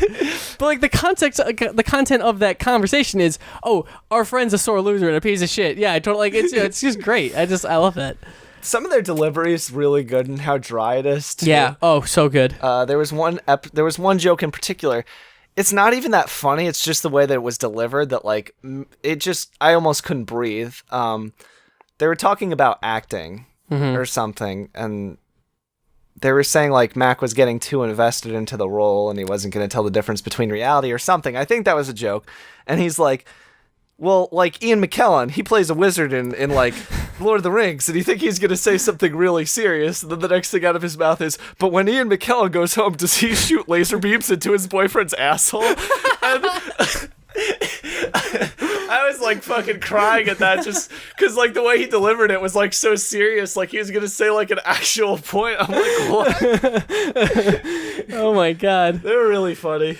That's hilarious. That's perfect though. That's exactly what I'm talking about. It's a great like fucking structure for that. Yeah, and you can imagine people out there like seriously like Yeah. saying that too. It's awesome. Oh, it's so good. Yeah, because there's there's some truth in comedy. Yeah. There's definitely someone who would be like genuine, be like, that's exactly what I mean. Or like there's like Yeah, there's some fun to think there's a guy going like exactly at the screen every time something that happens. Like that's awesome. Oh man. I love that show. I think I'll move to Hulu though. I don't think it's on Netflix anymore. I honestly haven't seen it in a while. A long time. And Hulu's garbage. Yeah, I tried my sister's Hulu and like it kept asking to watch ads even though she pays for it. I was like, It's What's garbage. the point? There's two versions of paying for it. There's paying for it, and there's paying for it without ads. Oh no. What the fuck is the first option? Yikes, man. It's so bad. And like they don't even have like full seasons of things. It's probably because they're trying to compete with Netflix like real hard. I know their big thing is like, oh, live TV. Why don't you just watch TV? I don't know if you don't have cable. Yeah, I get that's true. Like it's like $11 a month instead of $60 or whatever what cable would be. So like I guess that's it. But like it's like, oh, watch the show the day after it comes out, or maybe they do simulcast. I don't know, but I know they have a lot of like network television on there. Like that's like their big thing. But like, how do you keep up with Netflix? I don't know anyone who watches network television. I don't know. I don't anyone- even know what's on network television, if I'm being honest with you. The only show that I watched that would be like categorized as The Good Place. It's like an NBC show or something. I never heard of it. It's fucking wonderful. The Good The Place. first season's on Netflix. It's about like the afterlife. but it's super funny. Oh, is that with Kristen what's Bell. her face? Yeah, It's I real watched good. an episode of that and I was like, this is actually really funny. It's real good. Yeah. That show is real good. Yeah, I saw that and I was like, I want to come back to this show, and I never did. I recommend it. It's Yeah. super good. But like I was talking about it with someone, and someone else that was like with us was like, "Oh wow, that's weird." And we're like, "What?" It's like, "Oh, you guys are like excited about like a network TV show." I'm like, "Oh, it's a network TV show? Like I watch on Netflix. I don't fucking know." It's like, "Oh, okay, yeah." So like, I guess that counts. Huh. But otherwise, yeah, I couldn't tell you what's on. Like the only reason I know the show exists because I found it. My brother found it on Netflix and was like, "Oh, here, watch this." So like, I'm not connected with TV at all. I would have no idea. I just find, I don't know, all that like police drama stuff. That's what I a associate lot of with that, network yeah. television, and it's all like really over the top gross. Yeah. Like I think Forgetting Sarah Marshall made a great joke about it when they're watching like this Law and Order parody in Sarah Marshall, and they're like, he made a necklace completely out of vaginas. Like, that's like totally what it just tries to be as disgusting as possible. That's true. I've never watched, like, for some reason I feel like everyone on the planet but me, like, just loves Law and Order and has watched every episode of it. But, like, I'd never seen it, really, until, like, I was in a hotel and, like, they had, like, a couple episodes on. And I watched, like, one. I'm like, oh, this is pretty compelling. Like, I see it. This is pretty cool. And then another one came on immediately after that. And I'm like, oh, it's the same thing over and over again. Oh, okay. Yes, exactly. Oh, yeah, I'm done with this show forever. Yeah. Like, it was so dumb. That's exactly what it is, dude. It's so stupid. I mean, more power to you if you can get through the 6 bajillion episodes of Law and Order that there are, but it's a lot. Yeah. God bless you get on that show as an actor, as a regular. Oh boy, They probably make a lot of money. never worked a day in your life. Yeah, Yeah. some of those shows are so funny though. I've watched like a lot of like supercuts of like those like crime shows talk about like video games, and they're so funny because it's just like, Oh, I saw Yeah. I saw that on YouTube of them at like a gamer conference in one of the Law and Orders. and, Yeah. like, none of it made any sense. they just say buzzwords and then like it's I don't know who was supposed to be like, oh yeah, that's how the video games work. Yeah, and I what was it? It was like a Avatar game where someone raped someone else's avatar like in the video game and then raped them in real life or something like that. And Oh. I was like, yo, what am I watching right now? There was one. Do they even know how video games work? My absolute favorite, I think it's from CSI or NCIS or whatever bullshit acronym we want to use here. And they have to play, I think it's Prince of Persia 3. I think it's Prince of Persia 3. Or maybe it's 2. Whatever. It's one of the ones where he goes emo. And the bad guy put the clue to something in the code of like level 7. And so to get to it, you have to play up to level 7. Now, Ryan, I don't know if you know this, but that's how video games work even a little. No. So they have to play through. And why would he put Wow, a clue? I don't know. So they're trying to play up to this level, but the game's just too dang hard. And it's real tough. The cops are playing it. The cops are playing it. The cops are. The cops have to play this video game. They don't get an analyst to decipher the code. Fuck that. They No, you actually gotta play play to get to level 7 to unlock this clue. What are you talking about? Getting code, having analysts in code. What are you talking What? about? So, They're literally yeah. forensic experts who do Correct. that. Nope. No, it's just the regular guys. And so like the one main guy's trying to play it and he's just having too much trouble. And so other people are coming to the office and they're trying, they can't get it. Is it Ice-T playing it like, man, this shit's No, too hard. I see. It's not the one Ice-T is in. It's another show. Oh, okay. And then the main guy looks over at the doorway, and there's a girl just like moving her hands, like she's playing a game. She's pantomiming playing a game. That's and how gamers do it. And he goes, "You come over here." Gets her and gives her the controller, and she's fucking killing it. Who just sits in a corner and pantomimes playing a game? Who does this? Oh my god. I bet the writer of the show like just lives in like a log cabin and like, doesn't go outside at all and it's just Yeah, it's like I feel like I think the producers showed up and they're like, "Hey, a video game episode," and they're like, "What is a video game? I've never even heard of this." Oh my gosh. But they have like the actual like Prince of Persia, like that's like the actual game is in there. They're actually showing. It's so weird. It's a weird fucking episode of the show.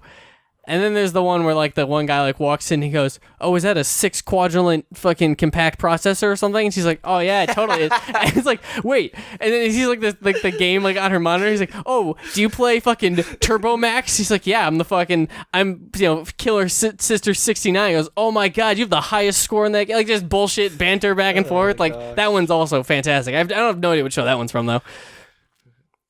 the IQ is literally over 420 in that show. IQ of 420. It's awesome. Whoa, man. Oh, Lord Almighty. Jesus. So would you like to wrap up? You got anything else? No, that's it. I had All right. a lot of fun. Thank you for having me on your podcast. Thanks for showing up. Yeah, it was a Glad you're here. blast. Do you want to plug anything? Tell the people anything? Any last words? Stay classy, San Diego. All right. Love and kisses.